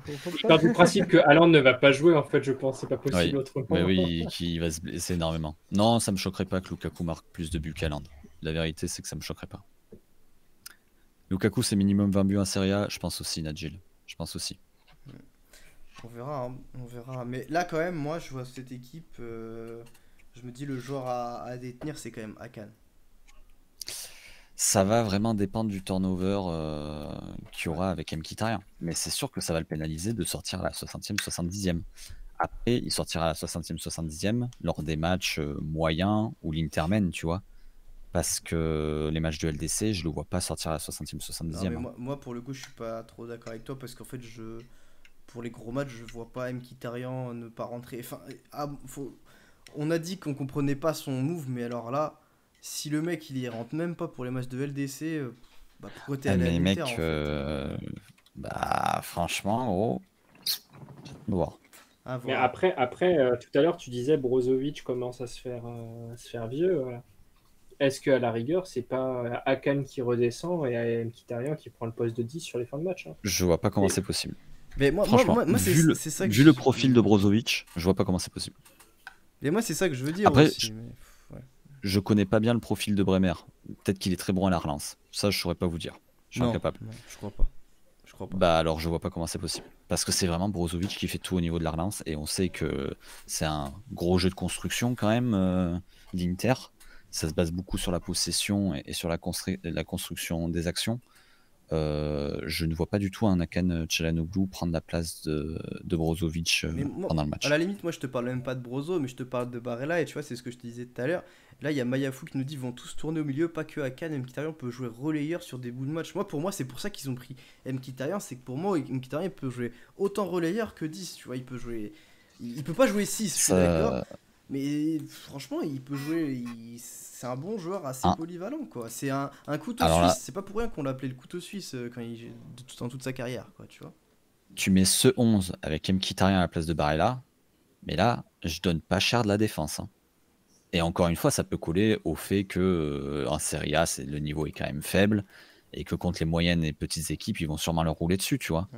Mais là, défensivement, Mkhitaryan à la place de Barella, waouh, et ben bonne chance aux 3 derrière. Hein. Franchement, Handanovic, il va avoir le temps d'en faire des fautes demain, hein, je peux te le dire. Hein, parce qu'il va en prendre des tirs. Hein. Ouais. Écoute, on verra. La défense est inquiétante. Hein. La défense est inquiétante, tu trouves ? Ouais, je la trouve inquiétante, la défense. Ah, je te trouve un peu dur. Bah, Bastoni, c'est ok, mais c'est pas non plus incroyable. Hein. On l'a vu l'année dernière, c'était pas non plus fantastique. Je pense qu'il a été beaucoup impacté par ses pépins physiques. Sur la fin de saison, je suis d'accord. Ouais. Fin de saison, je suis d'accord. De Vrij, pour le coup, lui, tu sens qu'il est en bout de course. Ah oui, clairement. Bremer, c'est fort. Après, c'est fort. Je l'ai pas vu jouer plus que ça. Faut le voir dans un gros club. Ouais, voilà, c'est ce que j'allais dire. Dans un gros club, est-ce que ça va fitter Je sais pas. Donc la défense, moi, je la trouve plutôt inquiétante. On parlait tout à l'heure du Bayern. Je préfère jouer avec les 5 derrière du Bayern que ces 5-là, quoi. C'est clair. Non, je suis d'accord. Et d'ailleurs, petite info comme ça, Vidal n'est plus un joueur de l'Inter. Ouais, il devrait s'engager avec Flamengo. C'est bon, il a déjà signé le contrat, là. C'est officiel. Voilà. Mais non, mais après, je suis d'accord. Et c'est pour ça que je pense qu'en LDC, ils vont encore se faire rouler dessus, proprement. Et en fait, c'est pour ça que j'ai vraiment du mal à comprendre le projet en fait, du club. Sur le long terme, on sait que le propriétaire a injecté une grosse somme au début. Que derrière, la saison d'après, il s'est dit « Oh putain, faut tout vendre, j'ai besoin d'argent ». C'est pour ça Lukaku est parti. Pardon. Ouais. Là, mais pour le coup, par contre, pour jouer la Serie A, je trouve que le projet est super cohérent. que le mercato est super cohérent aussi. Et je trouve que ouais, l'Inter est bien géré pour jouer le championnat. Par contre, la LDC, je trouve ça catastrophique, personnellement. Bon les amis, si vous n'avez rien à ajouter à cette belle tirade de The Noob sur l'Inter à la fin, on va clôturer l'épisode 27 du Soir Chaud. Vous avez rien à ajouter, c'est bon pour vous? Bah, je vous aime. Voilà, c'est mignon, c'est mignon, merci The Noob. Rien à ajouter. Bah en tout cas, merci à vous de votre fidélité, merci à Fils pour le passage ce soir, c'était un réel plaisir de t'avoir, j'espère que tu reviendras encore sur le Soir Show et que tu as passé un bon moment avec nous. C'était fugace, mais j'ai adoré. C'est ce qu'on me dit souvent à moi. Et bien évidemment, bah merci à The Noob et Snieg, comme d'habitude, toujours là. Et Joe, j'attends le maillot, je l'attends là, j'attends, t'as vu, j'en peux plus, je mets toujours les mêmes maillots tous les jours, enfin tous les soirs. Faut vraiment que je m'achète des nouveaux maillots, je l'ai dit à Snieg, parce que lui, à chaque fois, il a un nouveau maillot, à chaque Soir Show. Incroyable. Surtout que Ouais, tu ça les paye laves bien pas, le quoi, soir donc, chaud, les gars. Mais en tout cas, bah, c'était un réel plaisir avec vous et avec vous bien sûr dans le chat comme d'habitude, comme tous les lundis soirs. On se retrouve la semaine prochaine. Alors juste dernière chose, les gars, vous retrouvez-vous mercredi ou pas? Vous streamez le community update ou pas du tout? On va streamer a priori. Il y a Fils qui me dépucelle de. Je sais plus comment ça s'appelle. Le multi-stream, non le... Co-stream, non? C'est pas ça? On va tenter, on va essayer, on va voir ce qu'on peut faire. Hein, quoi. merde, en il a gros, pas le terme. En gros, vous vous mettez en Discord et vous parlez ensemble Non, sur deux streams non. différents. Oh, si, oui, ça doit être comme ça. Mais en gros, on stream tous les deux, mais on se met en multicast. Je sais pas. Oui. Je crois qu'il y a une option Twitch, non, pour se mettre. On va faire un truc à deux et ça sera super. C'est une squad, je crois. Et On fera ça. Et Snieg, toi, du coup, Et on sera beau. Non, moi j'ai un métier, je stream pas. mercredi. D'accord, pas de soucis. Je serai leur plus fidèle viewer. Ah, il faut qu'ils vendent des chocs à pic. Du coup, nous, moi, Oh, moi, je serai avec Maxime à 22h30 pour débriefer un peu tout ce qui s'est dit aussi. Donc, n'hésitez Oh, pas pas à de bol. passer pour un stream SD. Bah écoutez, les amis, on se retrouve la semaine prochaine, hein, comme d'habitude, à 21h. Et j'espère que vous avez apprécié. Merci encore à vous tous. Allez, ciao l'équipe! Merci. Ciao, l'équipe. Salut tout le monde. Ciao.